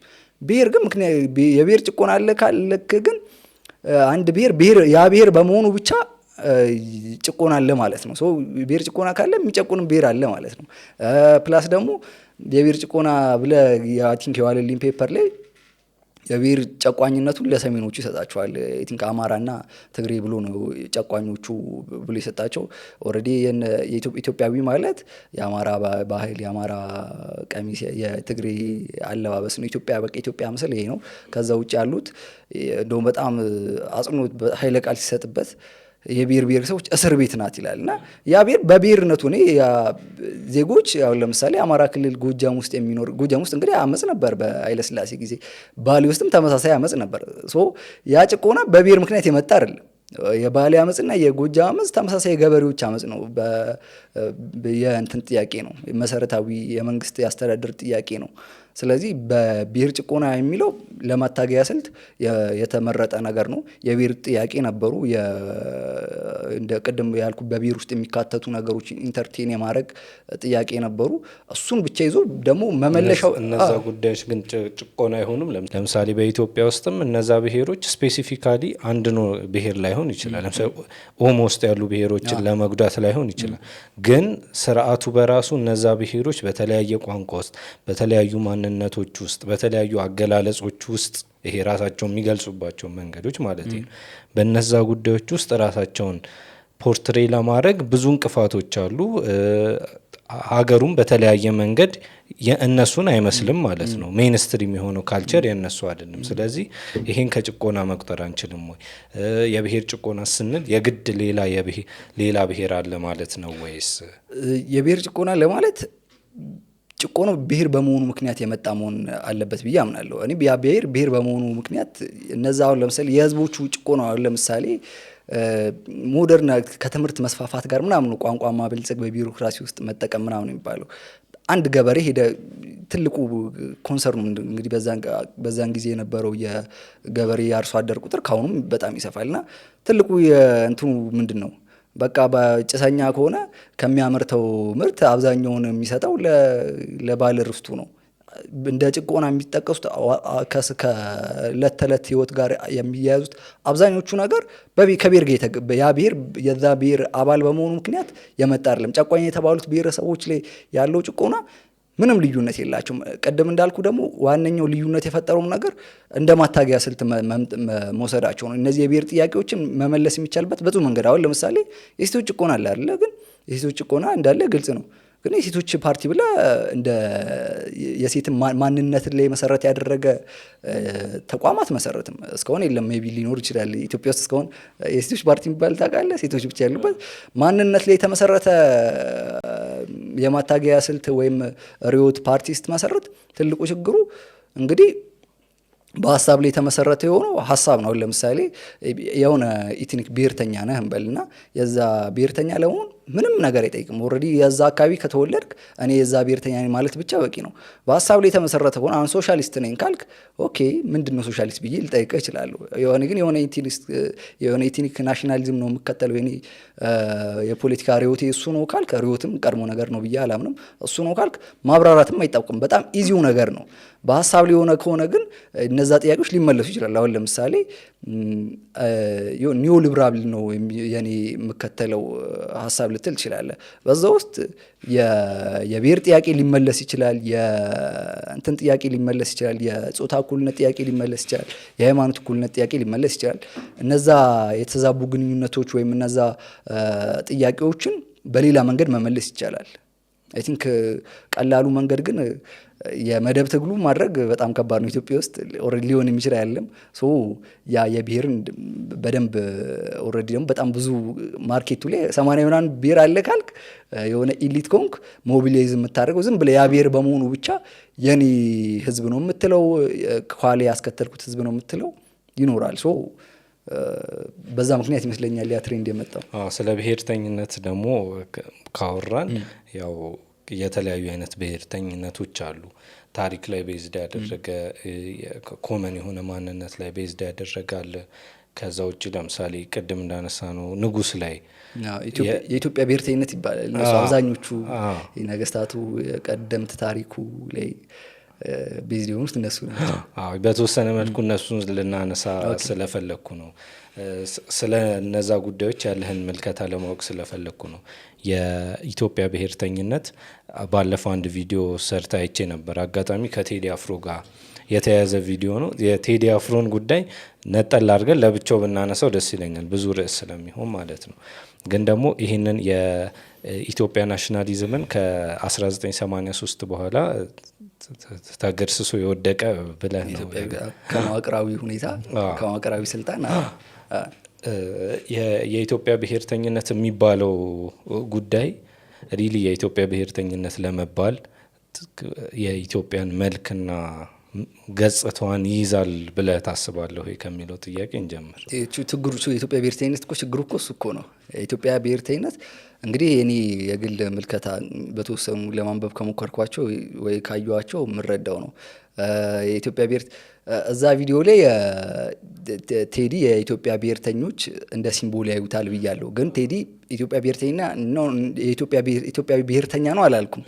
ራሱን በዛ ተርም ሲገልጽ ሰምቼው አላውቅም። ግን ብዙ የኢትዮጵያ ብሔርተኝነት ውስጥ ካምፕ ውስጥ ያሉ ሰዎች ቴዲን በጣም ይወዱታል፣ እንደ ሲምቦል ይቆጥሩታል። የኢትዮጵያ ብሔርተኝነት አይ ቲንክ ከቆመባቸው ነገሮች አንዱ የትላንት ኢትዮጵያ ታሪክ፣ የነገስታቱ ታሪክ እነሱን ግሎሪፋይ ማድረጉም አንዱ ስለሆነ በዛ ምክንያት ይጠቀሳል። ቴዲ ግን እንዳልኩ በኋላ እንመልስለታለን። ብሔርተኛ ማለት እንግዲህ እኛና እነሱ የሚል በተለይ የዜግነት የኢትዮጵያዊ ብሔርተኝነት ሲሆን አንድ ማንነትን የሚያየው በቃ በዜግነት ማንነት ብቻ ነው። ለምሳሌ ኢትዮጵያዊ ኮንክ ኢትዮጵያዊ ነህ። ከዛ ውጭ ያሉ ነገሮች ብዙ ኢንተርቴን የሚደረጉበት አይ ቲንክ ትልቁም ችግር ብዙ ሰው በኢትዮጵያ ብሔርተኝነት ውስጥ ራሱን ለማየት የማይፈልገው ከዛ ውጭ ኦኬ እኔ ኢትዮጵያዊ ነኝ ግን ሽናሻም ነኝ ምናምን ቢል በቃ አብዛኛው የኢትዮጵያ ብሔርተኝነት እንግዲህ ሰዎቹን ያየው ነው የምለው። ሜቢ ራሳቸው የሚያብራሩበት መንገድ ካለ ለመስማት ዝግጁ ነኝ። የዜግነት ማንነትን ብቻ ከፊት የሚያቀድም ቅድም ያልኩ ደግሞ እንደ ሲምቦል የሚጠቀሟቸው አብዛኛው ከትላንቱ ኢትዮጵያ ጋር የተገናኘ የትላንቱ ኢትዮጵያ ነገስታት፣ የትላንቱ ኢትዮጵያ ስልጣኔ፣ የትላንቱ ኢትዮጵያ እንትን ነው። ይሄ የንዑስ ብሔርተኞች ደግሞ የኢትኒክ ብሔርተኞች ደግሞ አብዛኛው አንዳንዶቹ አይ የኛ ታሪክ የኢትዮጵያ ታሪክ እንግዲህ የ3000 ዓመት ታሪክ ነው የሚባለው። አይ የኛ ታሪክ ከኢትዮጵያ ውስጥ የሚጀምረው የአጼ ምኒልክ የደቡብ ዘመቻ በኋላ ያኔ ከተቀላቀልን በኋላ በጣም ዲፈረንት ስቶሪ አለ። እንደዛ ነው ማለት ኢትዮጵያን አንተ ስትረዳት የቱ ጋር ነው የምትጀምረው ብለህ ታስባለህ? እኔ ያው ይሄን የብሔርተኝነት ጉዳይ ለመመለስ ዋናው ጉዳይ እኔ ኢትዮጵያ ብሔር እኔ ያው ለምሳሌ ራስህ እንዴት ነው የምትገልጸው ካልከኝ እኔ በቃ አገር ወዳድ ዜጋ ነኝ። ፓትሪዮት እና ናሽናሊዝም አይ ቲንክ እንትናም የሆነ ጊዜ ዲቤት አድርጎበት ነበር የሆነ ሰሞን የዛሬ 6 ዓመት አካባቢ ምናምን ከዛሬ 6 ዓመት ወር 8 ዓመት ኢማኑኤል ማክሮን እና ዶናልድ ትራምፕ በደንብ ብሔርተኝነትን ናሽናሊዝምን በደንብ ምሳሌ ሊሆን የሚችሉ አሁን በዚህ ዘመን ናሽናሊዝም መነሻዎቹ ያለ እኛና እነሱ ሊቆም አይችልም። ኦልሬዲ እኛ አለን፣ ከዛ በኋላ ደግሞ እነሱ አለ። የኢትዮጵያ ብሔርተኝነት ካልን ደግሞ የዜግነት ማንነቱን ከፊት ያመጣዋል። ከዛ ውጪ ያሉት ነገሮች ብዙ ጊዜ የሚባለው ነገር አለ። እኔ ግን እንደ ሀሳብ በቃ የተሻለው ኢትዮጵያዊ ሀገር ወዳድ ኢትዮጵያዊነት የተሻለ አማራጭ ነው ብዬ አስባለሁ። አንደኛ በኢትዮጵያዊ ብሔርተኝነት ስም በጣም ብዙ ነገሮች ሲደረጉ ተመልክተናል። በጣም አሁን ተሸንፏል፣ ከመዋቅራዊ ስርዓቱ ተሸንፏል እንላለን። ግን በጣም ብዙ ሰው ደግሞ የዚህ ብሔርተኝነት ራሱን መግለጽ እንኳን አሁን ታውቃለህ የኢትዮጵያ ብሔርተኝነት መገለጫ የሆኑ ነገሮችን ማድረግ ሪስክ ያለው ነገር ነው። በእነዛም መገለጫዎች መጠቀም ከባድ ነው። ግን ፖለቲከኞች አሁን ለምሳሌ በኢትዮጵያ ብሔርተኝነት ስም ሲመጡ እንዴት ተቀባይነት ሲያገኙ እንደነበር ታስታውሳለህ? የሆነ በተለይ አሁን ለምሳሌ የገዢዎች ዲስኮርስ ሲሆን የገዢዎች ከፊት ሲያመጡት በጣም ሞቢላይዝ ማድረግ ይቻላል። አሁንም ቢሆን በጣም ከፍተኛ ቁጥር ራሱን በብሔርተኝነት የሚገልጽ አለ ብዬ አስባለሁ። ሀገር ወዳድ ኢትዮጵያዊ ከብሔርተኝነቱ ይልቅ ሀገር ወዳድ መሆኑ ይሻላል ብዬ የማስባቸው አንደኛ ሀገር ወዳድ ስትሆን በምክንያት ነው ነገሮችን። ብሔርተኛ ኮንክ የእኛ ነገር የሆነው ሁሉ ጽድቅ ነው። አሁን ለምሳሌ ትልቁ የብሔርተኝነት ችግር ልክ እንደ እንስሳ አንተ የሚመስል ሰው ጥፋት ካጠፋ ሁሉም ነገር ላይ ዲፌንድ ይደረግለታል። ከሱ የተቃራኒ ያለው ነገር ላይ ምንም ከሰውነትም ያወርዳል ነው አይደለ? በተለይ በእኛ ሀገር ስታየው ደግሞ እሱ ነው አንዱ ትልቁ ችግር። በኢትዮጵያ ብሔርተኝነት የኢትዮጵያዊ ሀገር ወዳድ ኢትዮጵያዊ ስትሆን ደግሞ በምክንያቶች ይሆናል። አሁን ለምሳሌ ከኢትዮጵያ ተቃራኒ ልትቆም ትችላለህ። አሁን ለምሳሌ በኢትዮጵያ ብሔርተኝነት ስም ስንት ባለፉት ዓመታት ስንት ዳሜጅ ሲደርስ ተመስላል። ህዝቡ ሞቢላይዝ ተደርጎ ጥፋት ሲጠፉ ተመልክተናል አይደለ? ግን ቶማስ ማን አንድ ቪዲዮ ላይም እንደውም ለመጥቀስ ሞክሬያለሁ እና ያኔ የሁለተኛው የዓለም ጦርነት ወቅት ናዚ እነዛ አይሁዶች እንደዛ ሲጨፈጭፍ በቃ ትክክለኛው ጀርመናዊ ከዚህኛው ጀርመን ተቃራኒ የሚቆም ነው ይላል። አይ ቲንክ እሱ ኢትዮጵያ ናዚ የጀርመን ብሔርተኝነት ሲምቦል ነው። ቶማስ ማን ደግሞ ያለው በቃ ጀርመን ማለት እንግዲህ እኔ ማሰባት ጀርመን ሰዎች የሚጨፈጭፉባት ከሆነች ከዚህ ጀርመን ተቃራኒ መቆም ትክክለኛ ጀርመንነት ሊሆን ይችላል። ሰው በብሔርተኝነት ላይ ከፊት የሚመጡት ስሜት ናቸው፣ ራሽናል ናቸው። የሚጠቅምበት ቦታ አለ፣ በኋላ እናነሳው እንችላለን። ብሔርተኝነት በኢትዮጵያ ታሪክም በጣም ብዙ ጥቅሞች ነበሩት ብዬ አምናለሁ። ግን በምክንያት ዜጎች በምክንያት ቢቆሙ ኢትዮጵያ እንግዲህ አሁን ሌላ ሀገር ብትወር ፍትሃዊ ባልሆነ መንገድ ልትቃወም ትችላለህ። በብሔርተኝነት ካምፕስ ከሆንክ ግን የኢትዮጵያ ነገር ሁሉ ጽድቅ ነው፣ ኢትዮጵያ ብቻ ይቅናት፣ ኢትዮጵያ ብቻ ይሳካላት እንጂ ለኢትዮጵያ ማንኛውም ነገር መክፈል ይገባል ብሎ የሚያምን ነው በእኔ መረዳት። ቀደም ብዬ ላነሳልህ ፈልጌ ነበር፣ የተወሰነም አንተ አንስተዋል። የኢትዮጵያ ናሽናሊዝም ከሚመሰረትባቸው ጉዳዮች መካከል ታሪክ አንዱ ነው እና በታሪክ ውስጥ ደግሞ ኢትዮጵያ መች ተመሰረተች የሚለው በሁሉም ብሔርተኞች መሀል በዚህ በኢትኒክ ብሔርተኞችና በዚህ በኪንግ ቤዝድ ብሔርተኞች መካከል ያለው ልዩነት እሱ ይመስለኛል። ኢትዮጵያ የተመሰረተችው አንዳንዶቹ ወደ ኋላ 3000 ዓመት ይወስዱታል፣ አንዳንዶቹ ደግሞ ከሚኒሊክ ዘመቻ በኋላ የመጣች በግድ የተሰበሰበች ሀገር ናች ይላሉ። እና እነዚህ ሁለቱም ናሬሽኖች እኔ አሁን በእኔ ምልከታ ብዙ ያላስገቧቸው እውነታዎች አሉ በታሪክ ውስጥም ብዬ አስባለሁ። እና ከዛ አንጻር አንተ ሀገርህን ለሀገርህ የሚኖርህ ቢሎንጊንግነስ ስሜት መቆርቆር ከታሪክ አንጻር ምን ይመስላል? ታሪክ ጥቅም አለው? እኔ ለሀገሬን የማይበት መንገድ ላይ ታሪክ የራሱ የሆነ ጥቅምና ቦታ አለው ብሎ ከሚያስቡት ነህ ወይስ ደግሞ እንዴት? በጣም ሀገር የኔሽን ስቴት የሚባለው እንግዲህ የማያቋርጥ ሂደት ነው። ዜጎች ስለ ሀገራቸው የሚያስቡበት እንግዲህ እኛ ሀገር ደግሞ መልቲናሽናል ሀገር ነው ያለን፣ ብዙ ዜጎች ብዙ ህዝቦች ያሉበት ሀገር ነውና ራሳቸውን እንዴት ነው የሚያዩት የሚለው በጣም ወሳኝ ነገር ነው። ስለ ሀገር የታሪክ ትምህርት ያስፈለገውም ስለ ትላንት ማውራት ያስፈለገውም ለዛ ነው። ትላንታችን እንዴት ነው እንዴት እናስታውሰው የሚለው ነገር በጣም ወሳኝ ነው። በእኛ ሀገር ብቻ ሲሆን በመላው ሀገር እንግዲህ የሮማን ኢምፓየር እንግዲህ ሬሙስና ሬሙለስ የሚባሉ ሁለት መንታ ልጆችን የሆነች ተኩላ አጥብታቸው እንደዛ የሚል አይነት ሚዝ የሆኑ ነገሮችም ናሬሽኖች በዛ ነው ብዙዎቹ ሀገሮች የሚገነቡት እና ያስፈልጋል ብዬ አምናለሁ። እኔ ኢትዮጵያን ታሪክ ሳስብ ኢትዮጵያ በዘመናት ልዩነት ስትጠብ ስትሰፋ የነበረች ሀገር ነች። የሆነ ጊዜ እስከ የመን ድረስ ግዛት የነበራት ሀገር ነች። ከዛ በኋላ ወደ ታችም ወደ ደቡብ ሚኒሊክ ሲመጣ ነው የአሁኗ ኢትዮጵያ ቅርጽ የአሁኗ ኢትዮጵያ ካርታ ላይ ያለው ከሚኒሊክ በኋላ ያለው ነው። ግን ከዛ በፊት ለምሳሌ ከታች ያለው ሀገር እንግዲህ ሀገር ማለት እንደ ዓለም አሁን ዓለም ላይ ያሉት ካርታ የዓለም ካርታ ላይ ያሉት ሀገራት የተፈጠሩት በቅርብ ጊዜ በኋላ ነው፣ ከ19ኛው ክፍለ ዘመን ምናምን በኋላ ነው። ከዛ በፊት ግን የነበረው የህዝብ ለህዝብ መስተጋብር ነው። የሆነ አካባቢ የሆነ ሰሚት አድርጎ የሚያስተዳድር የሚያስገዛ ህዝብ ይኖራል።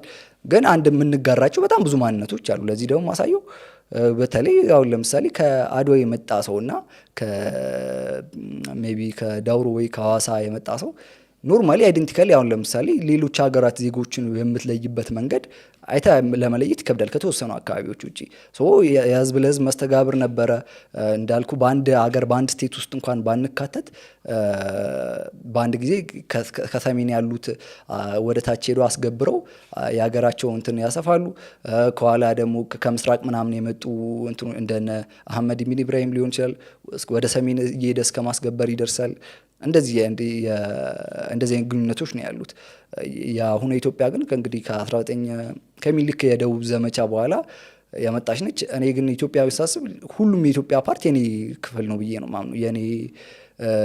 የኔ ብቻ ሳይሆን እኔ ነኝ ብዬ ነው ማምኑ። ለምሳሌ አንድ ሰው በዚህ ኢትዮጵያ ለማመን የግዴታ ደቡብ ላይ ራሱን በጉራጌ ነኝ ብሎ የሚጠቅስ ወይም ራሱን ሲዳማ ነኝ ብሎ የሚጠቅስ የአክሱም ታሪክ የራሱ ታሪክ ነው ብዬ ነው ማምነው።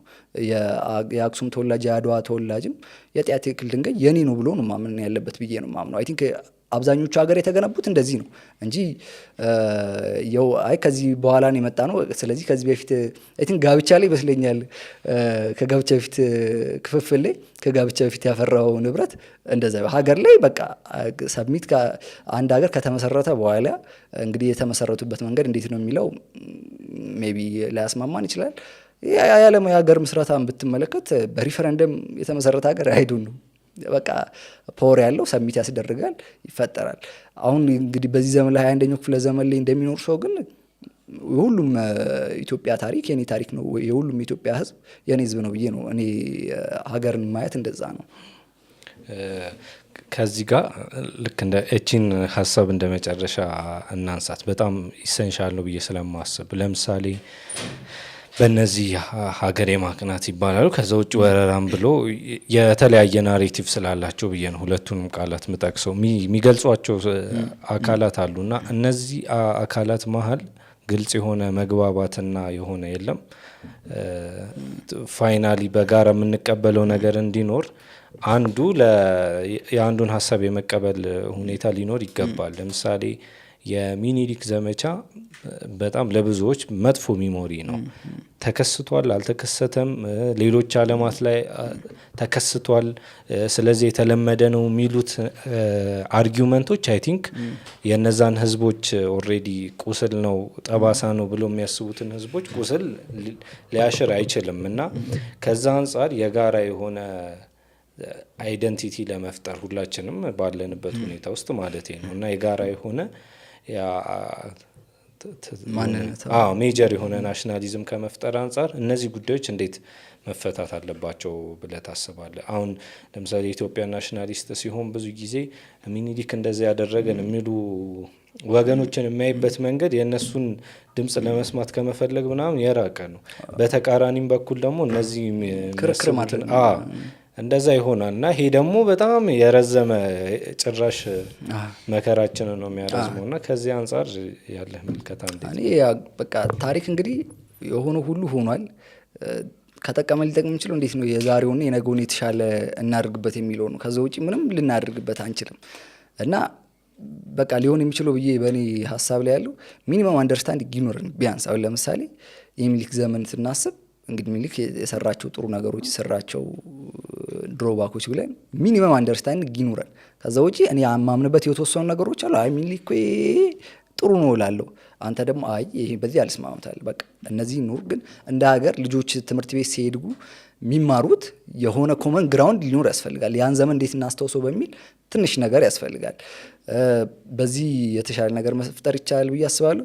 ከዚህ በተጨማሪ ደግሞ ሀገር በትላንት ብቻ አይደለም ነገ የት እንሂድ የሚለው ራሱ በጣም ወሳኙ ነገር ይመስለኛል። ከትላንቱ በላይ ነገ ምን አይነት ሀገር ይኑረን፣ ምንድነው አሁን ያለን ሀገር እንዴት ነው፣ ምን አይነት ሀገር ነው የምንፈልገው፣ መዳረሻችን ምን ይሁን የሚለው ሁልጊዜ ትላንት ላይ መጣበቅ ያለብን አይመስለኝም። አይ ቲንክ ስለ ነገ ለማውራት ማሰብ ይጠይቃል፣ ምን ማድረግ ያስፈልጋል ይጠይቃል። ስለ ትላንት ግን ጀስት የሆነ ታሪክ አንብበ ብቻ እንደዚህ ሆኗል አልሆነም ብሎ እንትን ማለት ይቻልና ሀገረ መንግስቱ የሚገነባበት ከትላንት እንዳለ ሆኖ ሊነሱ የሚገቡ ሚኒመም አንደርስታንዲንጎች ኖረው ከዛ በተጨማሪ ግን ስለ ነገ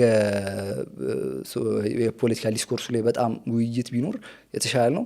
ከዚህ በተጨማሪ ግን የኢትዮጵያ ታሪክ ብቻ የኢትዮጵያ ላይ ብቻ አይደለም። አሁን ለምሳሌ እንደዚህ የኢትኖ ናሽናሊዝም ያለው ከኢትዮጵያ ጋር ተመሳሳይነት ስርዓት ተመሳሳይነት የስቴት ቢልዲንግ ናሬሽን ያላቸው ሀገር አሁን ለምሳሌ ስፔን አንዳንድ ግዛቶች አሉ። በቃ እንደዚህ ያው ልክ በኢትዮጵያ ላይ የሚነሱት እዛ ነገስታት ላይ ሲያስቡ በቃ በዛ ስርዓት ተበድለናል፣ ተጨቁናል፣ እኛ በዚህ ስቴት ውስጥ ራሳችን አናይም የሚሉ ግዛቶች አሉ ስፔን ውስጥ። ስለዚህ እዛ ሀገር ግን ስፔን ውስጥ ግን በሰላም መኖር ይቻላል። ታጣቂ ቡድኖች ሁላ አሉ። ኤታ የሚባል ታጣቂ ቡድን በቅርብ ነው 2017 ነው ስፔን ውስጥ አውሮፓ ነው ማወራ እንግዲህ ትጥቅ የፈተው ሰው። እንደዚህ አይነት ነገር በሰው ልጅ ታሪክ ውስጥ ያለ ነገር ነው፣ በእኛ ሀገር ብቻ ያለ ነገር ነው ብዬ አላምነው። ስለዚህ እንደው የዓለም አቀፍ እንዴት ስፔኖች እንዴት ኢንተርቴን አደረጉት፣ እንዴት የተሻለ ሀገር ለመሆን በቁበት። እንግዲህ ካታላን ሌላ ቋንቋ ነው፣ ባስክ ሌላ ቋንቋ ነው፣ መሀሉ ደግሞ ካስቲያ ያሉት ስፔኖች የሚናገሩት ቋንቋ ሌላ ነው እና በዚህ ሁሉ ነገር ውስጥ የተሻለ ሀገር መሆን ይቻላል። ስለዚህ ትላንት ያሉትን ነገሮች ተፈጥሯዊ ነገር ናቸው፣ ልንማርባቸው የሚገቡት ነገሮች። ችግሩ አሁን ለምሳሌ ታሪክን ስታወራ ለታሪክ መጽሐፍትነት ሪፈር የምናደርጋቸው ሁላ የምንግባባቸው አሁን ለምሳሌ እኔ የሆነ መጽሐፍ በቃ ይሄን አምጥቼ ይሄው በዚህ ላይ ይሄን ልል እችላለሁ። የሆነ ሚኒመም አንደርስታንዲንግ የለንም። በሚኒመም አንደርስታንዲንግ ላይ ተሰርቶ የበለጠ ደግሞ ነገ ላይ ማተኮር ቢቻል የተሻለ የሚሆን ይመስለኛል። አሁን ደግሞ እስቲ ከፖለቲካ በጣም ገባም የሚሉ ደግሞ ጉዳዮች እናወራ። አርት አንዱ ነው። አይ ቲንክ አንድ ቪዲዮ ሰርተ ቅድም ማንስቸው ነበረ ከቴዲ አፍሮ ጋር የተገናኘ አንድ ቪዲዮ ሰርተህ ነበር እና ቴዲ አፍሮን እንደ አርቲስትና ከዛን ደግሞ ቅድም ባነሳው መንገድ የኢትዮጵያ ብሔርተኞች ሲምቦል እና እንዴት ነው ልሳንን በለው እንደሆነ ሰው እንዴት ታየዋል አንተ ፐርሰናሊም ደግሞ የእሱን አርቲስቲክ ስራዎች ከማየት አንጻር ማለት ነው? እንደ አርቲስት የሚገርም ወደዚህ ስመጣ ራሱ የእሱን አልበም ነበር እየሰማሁ የመጣሁትና መቼም ምንም ብዙ ሰው እስካሁን ከተባለው ብዙ ሌላ የምጨምረው ነገር ያለ አይመስለኝም። እንደው እንትኖቹን ትተነው የፖለቲካል ሲምቦልነቱ እሱ የቆመላቸው ሀሳቦች ምናምን ትተነው እንደ አንድ አርቲስት እንደ አንድ ዜማ ደራሲ እንደ አንድ ግጥም ደራሲ እንደ አንድ ድምፃዊ ብቻ በቃ ልዩ አርቲስት ነው። ሜይ ቢ በዘመናት አንድ የሚመጡ አይነት ልትለው የምችል ካራክተር ነው። ግን በጣም ብዙ እንትኖች አሉ ኢትዮጵያ ውስጥ በጣም ብዙ ዘፋኞች ድምጻቸው በጣም ጎበዝ የሆኑ አሉ። አይ ቲንክ ቴዲ ያደረገው እንትኑ ነው የሆነ ነገር ኢምቦዲመንት ነው። የሆነ የሚወክለው ሀሳብ አለ፣ የሚወክለው ማንነት አለ። ቅድም አንተ ራስ ጠቅሰዋል። የኢትዮጵያ ብሔርተኝነት እንደ ሲምቦል ያዩታል ብያለሁ። የኢትዮጵያ ብሔርተኝነት ውስጥ የሚጠቀሱ አይከን የሆኑ ነገስታት ሊሆኑ ይችላሉ፣ የታሪክ ኢንሲደንቶች ሊሆኑ ይችላሉ። እነዛ ለምሳሌ ስለ የነገስታቱ አሁን ባለው ኢትዮጵያ ላይ እውነት ለመነጋገር በጣም ከባድ ነው እነዛን ግሎሪፋይ ማድረግ ምናምንና እነዚህ ነገሮች ወደፊት ይዞ የሚወጣ ሰው ነው። በጣም በተደጋጋሚ ጊዜ ፋይናንሻሊ በለው በህይወት በለው በጣም ብዙ ሪስክ ወስዶ ማለት ነው። ይሄ ቀላል ነገር አይመስለኝም ኢትዮጵያ ውስጥ ማድረግ። ከዚህ በተጨማሪ ደግሞ እኔ ቴዲ በጣም አንድ የምደነቅበት ነገር ኢትዮጵያዊ ብቻ አይደለም፣ በሱ ልክ ሜቢ ስለ አፍሪካዊነት የዘፈነ ዘፋኝ አለ ብዬ አላምንም። በጣም ብዙ ዘፈኖች አፍሪካዊ ገና ከአቡጊዳ ኃይለስላሴ የሚለው ኃይለስላሴን ለአፍሪካ ባበረከቱት አስተዋጽኦ ነው የዘፈንላቸው የመጀመሪያው አቡጊዳ አልበም ላይ እና በየአልበሙ ላይ ስለ አፍሪካ በደንብ እንትን ይላል። ኮርኩም አፍሪካ እያኔ አሁን ስለ አፍሪካ ከዘፈናቸው ዘፈኖች ውስጥ ደቤስት ብለው ነው የአልበሙ የዚህኛው አልበሙ ዋነኛው መጠሪያ እኮ ስለ አፍሪካ የተዘፈነ እኮ ነው እና በጣም ብዙ የሚወክላቸው ማንነቶች አሉ። የሚያነሳቸው ሀሳቦች በጣም ሰፊ ናቸው፣ በጣም ጥልቅ ናቸው። የዕለት ከዕለት ጉዳይ ያለፉ በጣም ብዙ የሚሰራቸው ነገሮች አሉና ስለ ቴዲ ምን ማለት ይቻላል? ስለ ፐርሶናው ደግሞ በተወሰነ መልኩ ማንሳት የምንችል ከሆነ አይ ቲንክ እሱን ብናወራ ደስ ይለኛል። ቴዲ አፍሮ በጣም በኢትዮጵያ ፖለቲክስ ውስጥም በኢትዮጵያ አርት ውስጥም በጣም ኮንትሮቨርሻል የሆነ ሰው ነው። የተለያዩ ደጋፊዎችና ነቃፊዎች ያሉት ሰው ነው። ከዛ ባሻገር እኔ አሁን ፐርሰናሊ ሳየው አንድን የፖለቲካና የናሽናሊዝም አስተሳሰብ እንዲሸከም የተገደደ ሰው ነው ብዬ አስባለሁ። እኔ አሁን ፐርሰናሊ አንድ አርቲስትን ማስብበት መንገድ አለ። አንድ አርቲስት የራሱን በራሱ ሴንስ ኦፍ ኤክስፕሬሽን በራሱ የነጻነትና ፈቃድ ሀሳቦቹን ያቀነቅናል። ስለዚህ ውክልና አይኖረውም ማለት ነው። እንዳልከው ይሄ ፖለቲካል የሆነ ውክልና አይኖረውም እና በዛ ምክንያት ሰው ሪል አርቱን ሰዎች ሴንስ እንዳያደርጉ የጋረደ እንትን ነው ብዬ አስባለሁ፣ ማንነቱ ነው ብዬ አስባለሁ። እና ከዛ አንጻር የምንለው ነገር ካለ አይ ቲንክ እሱ የሆነ የሚያስባቸው ሀሳቦች አሉ፣ እነሱም በዘፈን መልክ ይገልጻል። ከዛ ውጭ ግን የፖለቲካ ውክልና ራሱን በዛ ክሌም ሲያደርግ ወይ እኔ የምወክለው ይሄንን ነው እኔ የምወክለው ሲል እንግዲህ አልሰማንም። ሰው ባላለው ነገር ላይ እንትን ማለት ይከብዳል። ግን ባላለው ስለ እሱ ባለው ማለት ሳይሆን ይገባኛል የሚያነሳቸው ነገሮች ግን ደግሞ እንደኔና እንዳንተ ነው መቼም ዘፋኙም ገጣሚም ስለሆነ የሚያስበው ሀሳብ አለ እና አሁን ለምሳሌ አንተ ሁሌ የሚነካ ታሪክ አለ እና እሱን ስትናገር እሱ ደግሞ የሆነ ከኋላው የሆነ ነገር ሲምቦል ሊሆን ይችላል፣ ኦር የሆነ ናሽናሊዝም ሊገለጽበት ሊሆን የሚችል ነገር ሊሆን ይችላል። ወይ አንድ ናሽናሊዝም ደግሞ ይሄ ነገር የኔ ህመም ነው የሚለው ነገር ሊሆን ይችላል። እንደ አንድ አርቲስት አንድም ልዩ ሊያደርግ የሚገባቸው ነገር ያመኑበትን ነገር እንደ ሰው በአርት መከየን ነው ብዬ ነው የማስበው።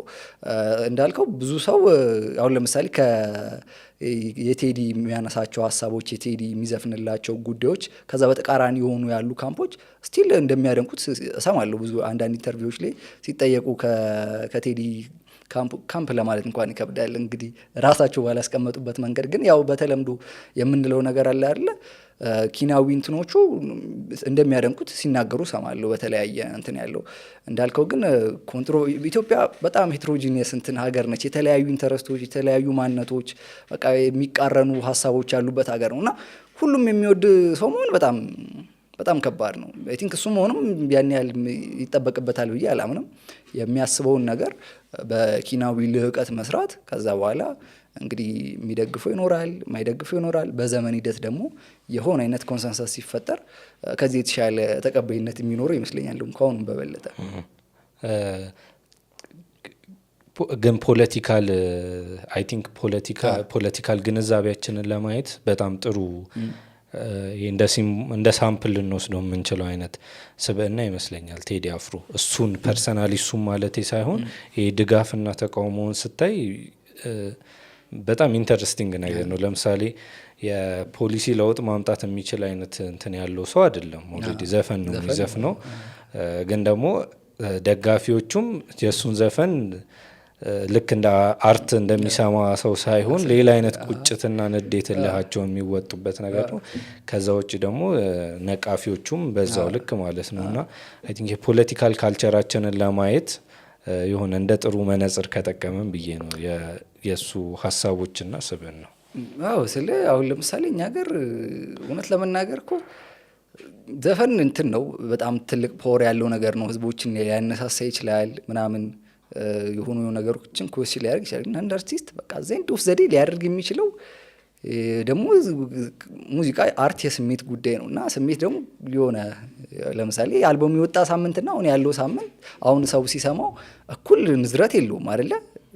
በጊዜ ሂደት ሊደበዝ ይችላል። ሀገርን ዕጣ ፈንታ የሚወስነው አንድ አልበም ዘፈን አይደለም። ሜቢ የሆነ ነገር ትሪገር ሊያደርግ ይችላል፣ የሆኑ ውይይቶችን ሊጭር ይችላል፣ የሆኑ ዲስኬሽኖችን በህዝቦች መሀል ሊፈጥር ይችላል። ግን አዘይንድ ኦፍ ዘዴ ፓወር ያለው አካል ሌላ ነው እና በዛ ልክም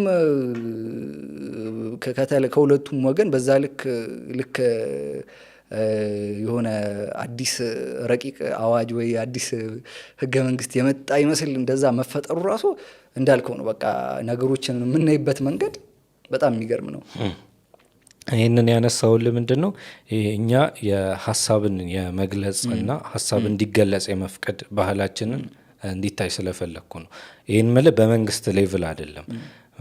መንግስት በተለያየ ምክንያት የተለያዩ መንግስታት ነው ማወራ በፊት የነበሩትም አሁን ያሉትም የራሳቸው ፖለቲካል ኢንተረስት ከማስጠበቅ አንጻር የሚፈቅዷቸው ሜዳዎች አሉ፣ ማይፈቅዷቸው። ከዛ ባሻገር ግን አይ ቲንክ እንደ ህዝብ በጣም አን ዲሞክራቲክ የሆኑ ካልቸሮች በጣም ያሉበት ህዝብ ይመስለኛል። ለምሳሌ አንድ ነገርን የመውደድና እንትን የማለት ፍላጎትህን በሆኑ ቡድኖች ወይ ደግሞ እሱ በሚደግፋቸው እንትኖች ላይ ምናምን ወይ ደግሞ ተጽዕኖ ባሳደሩ ድምጾች ልክ የመለካት ጉዳይ ምናምን አለ። እኔ ብዙ ጊዜ በጣም ደጋግሜ ጠቅሼው ሊሆን ይችላል ይህ ግጥም የተለያዩ ሰዎች ጋር ጸጋዬ ገብረመድህን አንድ የሚሉት ነገር አላቸው። የእኛ ሰው አመሉ በልተናል ብሉ፣ ጠልተናል ጥሉ፣ ቀልተናል ቅሉ ይላሉ። እና አይ ቲንክ ሀሳብን የምናይበት መንገድ የሰዎችን ኦፒኒየን የምናይበት መንገድ በጣም አን ዲሞክራቲክ ነው። አንዳንድ አቅም ካገኘንም የሆነ ኢቭን ለማጥቃት ምናምን ሞክራል። ይሄ ማለት ዲያጎናሊ ህዝብ ለህዝብ ባለን ግንኙነት ውስጥ ምናምን ነው እና አንተም ደግሞ ኦፒኒየኖችን በተወሰነ መንገድ ለማንሳት ስለምትሞክር ሊያጋጥሙ የሚችሉ ነገሮች አሉ። ማለት እያንዳንዱ ሀሳብ ውስጥ መንግስት መጥቶ ለምን እንደዚህ ያልክ ብሎ የሆነ እንትን ላያደርግህ ምናምን ይችላል። ግን ደግሞ ለሆኑ እሳቢዎች የቆሙ ሰዎች ግን የሆኑ አስተሳሰብ ወታደሮች ግን እንትን ሊያደርጉ ይችላሉ። እና እንደውም ብዙ ጊዜ ስናወራ ይሄ በተለይ ከጾታ ምናምን ጉዳይ ጋር የሚገናኝ ነገር ስናወራ አሁን ይሄን ከአቋም እንዳይዙብኝ ወይ ሰዎች ግን ከጾታ ጋር ምናምን የሚገናኝ ነገር ስናወራ ምናምን ለምሳሌ የፌሚኒዝም እንቅስቃሴ አለ ወይ ደግሞ ሴቶች የተለያየ ጥያቄ ያነሳሉ። የህልውና ሊሆን ይችላል የምናምን ከዚህ ጋር የሚገናኙ ነገሮች እና ሴቶች ለነዛ ጥያቄዎች እንትን ሲሆኑ ምናምን ታያለ እምልህ ሲቃወሙ ታያለ። ይሄ ለምን እንደዚህ እንትን ትላላችሁ ነው። እኔ እንደውም ትዝ ይለኛል አንድ ጊዜ ከሆነች ልጅ ጋር የሴቶች መብት የሚባለው ሀሳብ ኢምፖርታንት ነው ኢምፖርታንት አይደለም ብለን ተከራክረናል። እሷ ይሄ አስፈላጊ አይደለም ለሴቶች መብት መቆርቆር ምናምን ብላ ነው የምትከራከረኝ። ና ያውም በጣም የሚገርም ነገር ነው። እና አንዳንድ ጊዜ እኛ ልናገኛቸው ለሚገቡን ፕሪቪሌጆች ራሳችን እንቅፋት እንሆናለን። ለምሳሌ አሁን እኔ ያንተን የሀሳብ ነጻነት ሳፍን ኢንዳይሬክትሊ እኔንም እንደማፈን ነው አይደል? እና ከዚህ አንጻር የታዘብከው ነገር ካለ ብናወራ። እኛም ሀሳብን የኢንተርቴን የማድረግ የሰዎችንም ሀሳብ የመስማት ባህላችን ፖለቲካሊ ብቻ ላይሆን ይችላል፣ በሌሎችም ጉዳዮች ላይ ያለን ነገር እንደ ማህበረሰብ እንዳልኩ ሀሳብ እኔ ሀሳብን ሰው እንዴት መረዳት አለበት ብዬ አምናለሁ መሰለ። አሁን ለምሳሌ የኔና ያንተ መልክ ይለያያል አይደል? አንተን የሚመስል ሰው ሜቢ ምድር ላይ ላይኖር ይችላል። አይደንቲካሊ አንተን የሚመስል ሰው በቃ አንተን የሚመስል ሰው ማለት ፊት ብቻ አይደለም፣ አይምሮም እንደዚሁ የተለየ ነው። ሰው ሀሳብ የሚመረተው እንግዲህ አይምሮ ውስጥ ከሆነ የተለያየ አይምሮ የያዘ ሰው የተለያየ ሀሳብ ማሰቡ በቃ በጣም ኖርማል ነገር ነው። ለምሳሌ እኔ የሆነ ነገር አልኩ፣ በዛ ሀሳብ ብቻ ሊጠላኝ ይችላል። ሜቢ ሀሳቡ አፌክት ያድርገው ሜቢ እሱ ሌላ ሀሳብ ሌላ ሊያወያይ የሚችል ነገር ነው። ግን የሀሳብ ልዩነት በጣም ኖርማል ነገር ነው። ምንም በእኛ ሀገር ብቻ ሲሆን በየትኛውም ሀገር ላይ ህዝብ ተመሳሳይ አመለካከት ሊኖረው አይችልም። እኛ ሀገር ደግሞ ሰፊ ሀገር ነው። ሰፊ ሀገር ሲኖር ጂኦግራፊካሊ እንኳን ደጋ የሚኖር ሰውና ቆላ የሚኖር ሰው ማይንድ ሴት ሁላ ብዙ ነገር አፌክት ያደርገዋል፣ እንደው ላንድስኬፕ እንኳን። ከዛ በተቃራኒ ደግሞ ከዛ በተመሳሳይ ደግሞ በጣም ብዙ ቫሪያብሎች አሉ የአስተሳሰባችንን የአመለካከት አድማሳችንን የሚወስኑ ነገሮች። ኦልሬዲ ትምህርት የተማረ ሰው ፒኤችዲ የተማረ ሰውና ወይም ደግሞ ከትምህርት ጋር የተራራቀ ሰው እንግዲህ ሁለቱም አይምሯቸው ምን ያህል የተራረቀ ነገር ሊያስብ እንደሚችል መረዳት ትችላለህ። እና በቃ በጣም ኖርማል ነገር ነው። ሰዎች በተለያየ ሀሳብ ላይ ጀስት ሀሳባቸውን ሜቢ ወደ መሬት እንትን ለማውረድ በሚሄዱበት መንገድ ቫዮለንስ አይኖረው ሰዎች ሌሎችን የሚጎዳውን እንጂ በጣም ቀሸም የሚባል ሀሳብ ቢሆን ኦኬ ብለህ ማለፍን በጣም ኖርማል ማድረግ አለብን። ግን ከምን የመነጨ ይመስላል እንደዚህ አይነት ካልቸር? በጣም ዲፕ የሆነ ካልቸር ነው። እኔ አንዳንድ ጊዜ በጣም ይሄ ፐርሰናል በሆኑ እንትኖች ውስጥም ያጋጥመኛል እና በጣም አይ ቲንክ ዲስኬሽን ብዙ አሁን ለምሳሌ እንትን ነው ፓትሪያርካል ነው ማህበረሰባችን ስሪቱና ብዙ ጊዜ ሜቢ አሁን ሞደርን ዘመናዊነት እየመጣ ሲመጣ ልጆች እኩል ከወላጆቻቸው ጋር ማውራት ምናምን ሜቢ የቅርብ ጊዜ ታሪክ ነው እንጂ ኦልሬዲ ቤት ውስጥ ምናምን ዲስኬሽን ምናምን የለም። ኦልሬዲ ሀሳብን ዲስከስ የምታደርግበት የትምህርት ስርዓታችን ውስጥም ይታወቃል። የሆነ ነገር ጽፈ አንብበ እንትን ማለት ነው እንጂ ሀሳብ የሚንጸባረቅበት እንትኖች የሉም። ከልጅነታችን ጀምሮ ስንሰራ ይህንን ኢንተርቴን ለማድረግ የሚችል ከባቢ አልነበረንም እና የሆነ አዋቂ ስትሆንም እንደዛው ነው የምትሆነው። የሆነ ቤት ዝም በል እየተባለ ያደገ ልጅ ሶሻል ሚዲያ ላይ የሆነ ነገር ስትል ኮመንት ላይ የሚኮረኩመ ያ ሰውዬ ነው። ሰው ለሀሳብ ተጋላጭ ሆኖ ካላደገ እና በጣም መደበኛ ነገር ቀሽም የምትለው ሀሳብ ሜቢ ከአንተ ጋር አንሰው እንዴት እንደዚህ ያስባል የምትለው ነገር ኦኬ ብሎ ማለፍ ኖርማላይዝ ያላረገ ማህበረሰብ ከሆነ በቃ እንደዛ ነው ሊፈጠር የሚችለው። እሱ በደንብ በመንግስታት ምናምን ማኒፑሌት እንዲደረግ አርጎታል ብለህ ታስባለህ? ይሄ አይነት ልማድ ክሪቲካል ያለ መሆን ምለ አሁን ለምሳሌ ይሄ የምናነሳው ነገር እኮ የክሪቲካል ቲንኪንግን ነው አይደለ የሚያጠያይቀው። ለምሳሌ አንተ የሆነ ነገርን በምክንያት ለምን ሆነ እንዴት ሆነ በምን ሆነ የሚለውን የሆነ ዙሪያ ገባውን ስትቃኝ አንድ ነገር ላይ የሚኖርህ አቋም የሆነ የጠራ ይሆናል። ዝም ብሎ የሆኑ ሰዎች ስለተናገሩና ስላዳመጥካቸው ብቻ ሳይሆን አንተ ከቆምክበት ኮንቴክስት ከምታስበው ሀሳብ አንተ ፕሮሰስ ካረክበት መንገድ የሚመነጭ ነው። ይሄ ደግሞ ያው የልማድ ነው ያደክበት ነገር ነው እና ኮሌክቲቭሊ ግን ስናየው የተለያዩ ሀሳብ የሚንሸራሸርባቸውን ቦታዎች ስታያቸው የሆነ የማፈን እንትን የማድረግ ምናምን ታየዋለህ። ዲሲደንትን እናስብ። ለምሳሌ የቅርብ ጊዜ የሆነ ጦርነት እንግዲህ ተፈጥሮ ምን ይባላል አሁንም አክቲቭሊ ጦርነት ውስጥ ነው ያለ ነው። ግን ለምሳሌ አሁን የትግራይ ጦርነት ላይ ሀገሩ አንድ አይምሮ ያለው ይመስል ተመሳሳይ ሀሳብ ነገር ነው የሚነሳ። ከዛ ተቃራኒ ሀሳብ ያወጡ ሰዎችን ተመልከት፣ የደረሰባቸው ነገር ጀስት ፒስፉሊ ነው ሀሳቡን የገለጸው አንድ ዘፋኝ እና እንዴት እንደተቀጠቀጠ እንግዲህ ያኔ መንግስት አይ ቲንክ መንግስት እንደውም ምንም ያደርገው አልመሰለኝ። ምንም አላደረጉ። ፐብሊኩ ግን በቃ ልክ እንዴት ነው ቤተክርስቲያን እንደገባ ውሻ ነው እንትን ያደረገው። ጀስት ሀሳብ ነው። አሁን ቆም ብለን ስናስበው ከዛ ስካር ወተን እኮ ስናየው ሜቢ ያ ሁሉ ሚሊየን ሰው ነው የተሳሳተው። እሱን የቀጠቀጠው ሰው የህዝብ ቁጥር ነው የተሳሳተው። ያ ሁሉ ሰው ነው ትክክል ያልሆነ ነገር ያላደረገው። እና እንዳልኩ በጣም አሁን ለምሳሌ አንድ ክስተት ተፈጥሮ ያሉት ሀሳቦች ሜቢ ሁለት ሊሆኑ ይችላሉ። የሆነ ያንን በኔጌቲቭ መንገድ የሚያይ ይኖራል፣ ያንን በፖዚቲቭ መንገድ ለማስቀመጥ የሚሞክር እንትን ይኖራል። ከዛ ውጪ ግን ህዝቡ በየራሱ ኦኬ ይሄ ነገር ምንድን ነው፣ ከጀርባ ያለው ነገር ምንድን ነው፣ ሀሳቡ ምንድን ነው፣ በትክክል ተረድቼዋለሁ ብሎ በራሱ ሚዛን መዝኖ የማስቀመጥ ነገር የለም። ስለዚህ ሁለት የተወሰኑ ሀሳቦች ነው ያሉት። እሱም ይመስለኛል የዚህ እንትኑ ምክንያቱ። ይሄንን ስታስብ አሁን ሀሳብን ፐብሊክሊ እኔ አሁን ለምሳሌ በጣም ከምጠነቀቃቸው ነገሮች መካከል ኦፒኒየንን ሰዎች እንዲያውቁ በተለይ ዲስከስ መደረግ የሚችሉባቸው ቦታዎች ላይ እኔ ሰዎች ስለዛ ጉዳይ ያለኝን አቋም እንዲያውቁ አልፈልግም። ማለት የሆነ ግሬ የሆነ ነገር ምናምን ፍረጃ ይሰጣል። የሆነ እንትን ነው ትባላል። እና እንዲህ ፐብሊክሊ ደግሞ እንትን ሲሆን የፊዚካልም ጥቃት ምናምን ሊደርስብህ ይችላል። ሰዎች በጣም ሴንሲቲቭ ሰዎች ስለሚኖሩ ማለት እና እሱ እንዴት ነው ያስታረቅከው? ለምሳሌ አንዳንድ ሀሳቦችን ሳይ የሆኑ ሰዎችን በጣም ትሪገር ሊያደርግ የሚችል ነገር ምናምን ነው እና ከዛ አንጻር ያንን እንዴት ነው ሜንታል ካፓሲቲ እና ሀሳብን የመግለጽ ነጻነት ራሱ እሱም ኤክስፒሪየንስ ስለሆነ ብዬ ነው። ለምሳሌ ሰዎች ሊያስቡ ምናምን ይችላሉ፣ ግን ይህን ነገር ኤክስፕረስ የማድረግ ነጻነት መብትና እንትን ሁኔታዎች አሉ የሚለውን ነገር ግን እንትን የማድረግ የሆነ ክፍተት ነገር አለ። ከዛ አንጻር ነው የምልህ። ያው እንግዲህ አሁን እንግዲህ ችግር ነው እያልክ ነው። ብዙ ሀሳብ እንትናችን ላይ ሶሻል ሚዲያ ላይ ብዙ ሀሳብ የለውም፣ ሀሳብ የደረቀበት ጊዜ ላይ ያለ ነው እያልክ ከዛ በኋላ ይህንን ነገርም ደግሞ አይ የሆነ ነገር ቢመጣብኝ እስካልክ አይሆንም። ስለምናገራቸው ነገሮች አውቄ ነው የምናገሩ። ለምናገራቸው ነገሮች ሁሉ ኃላፊነት ወስዳለሁ። እንደመጣልኝ አላወራም። ሳላላምጥ ዝም ብዬ እንትን ለማለት አልሞክርም። ማወራቸው ነገሮች ሰው ላይ ጉዳት ያደርሳሉ ብዬ አላምንም። እንዳልኩ የሆነ ሰው እንትን ሊል ይችላል፣ ግን ማስበው አብዛኛው ሰው በዚህ ሀሳብ ላይ ምን ያገኛል የሚል ነው። አብዛኛው ሀሳቦቼ ጉዳዮቼ ከእንትን ጋር የሚገናኙ አይደለም፣ ከሆነ ኢንተረስት ጋር የሚገናኙ አይደሉም። ረጋ ብሎ ሰው ቢሰማው እንትን የሚል ነው ብዬ አላስብም፣ ግን ሰዎችን ሊያስከፋ ይችላል። በአብዛኛው ግን እንትን አላየሁም እስካሁን ብዙ ሄት ኮመንቶች ምናምን አይ ዶንት ኖ ሜቢ ለውስን ሰዎች ጋር ስለሚደርስ ይመስለኛል። በቃ እንትን ላይ ያለ የሆነ ብዙ ጊዜ የሚጠበቁ ነገሮች አሉ አይደል? የሆነ ሀሳብ ይዘህ ሰዎች ጋር ስትመጣ ብዙ አይደለም እኔ የገጠመኝ። ደግሞ ከሶሻል ሚዲያ ላይ ደግሞ ስትቆይ የራሱ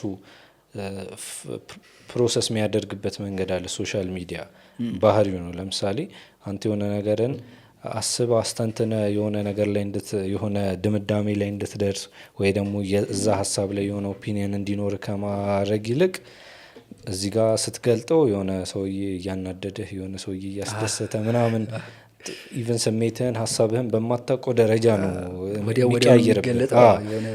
እና እዚህ አይነት ሁኔታ ላይ እንዴት ነው በደንብ ቁጭ ብለህ ሀሳቦችን ፊልተር እያደረግ ከዛ በኋላ ለሰዎች ደግሞ ከሰዎች ጋር ዲስከስ ባረጋቸው ብለህ የምታስባቸውን ነገሮች ደግሞ የምታወጣበት እንትን እንዴት ነው?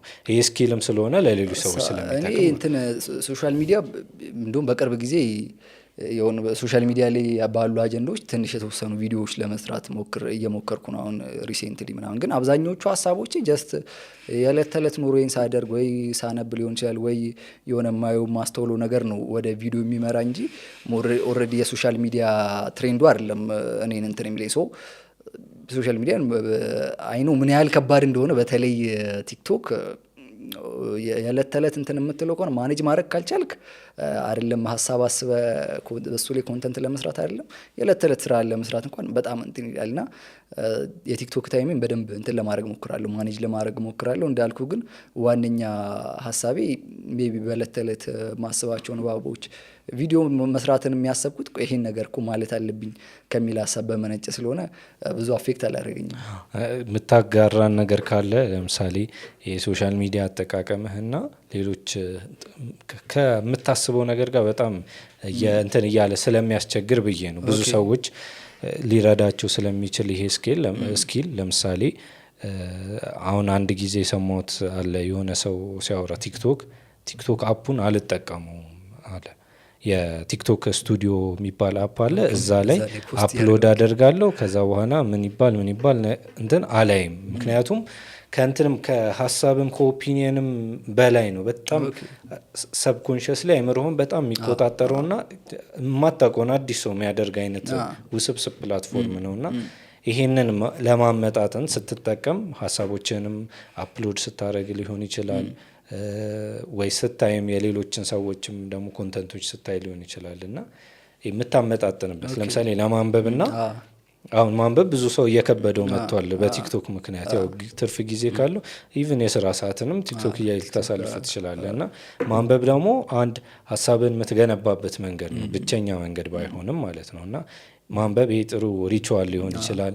ከዛ ውጭ ቁጭ ብለህ ምንም ነገር ሳትሰራ ፊልም ማየት እኮ ከባድ ቁም ነገር ነው።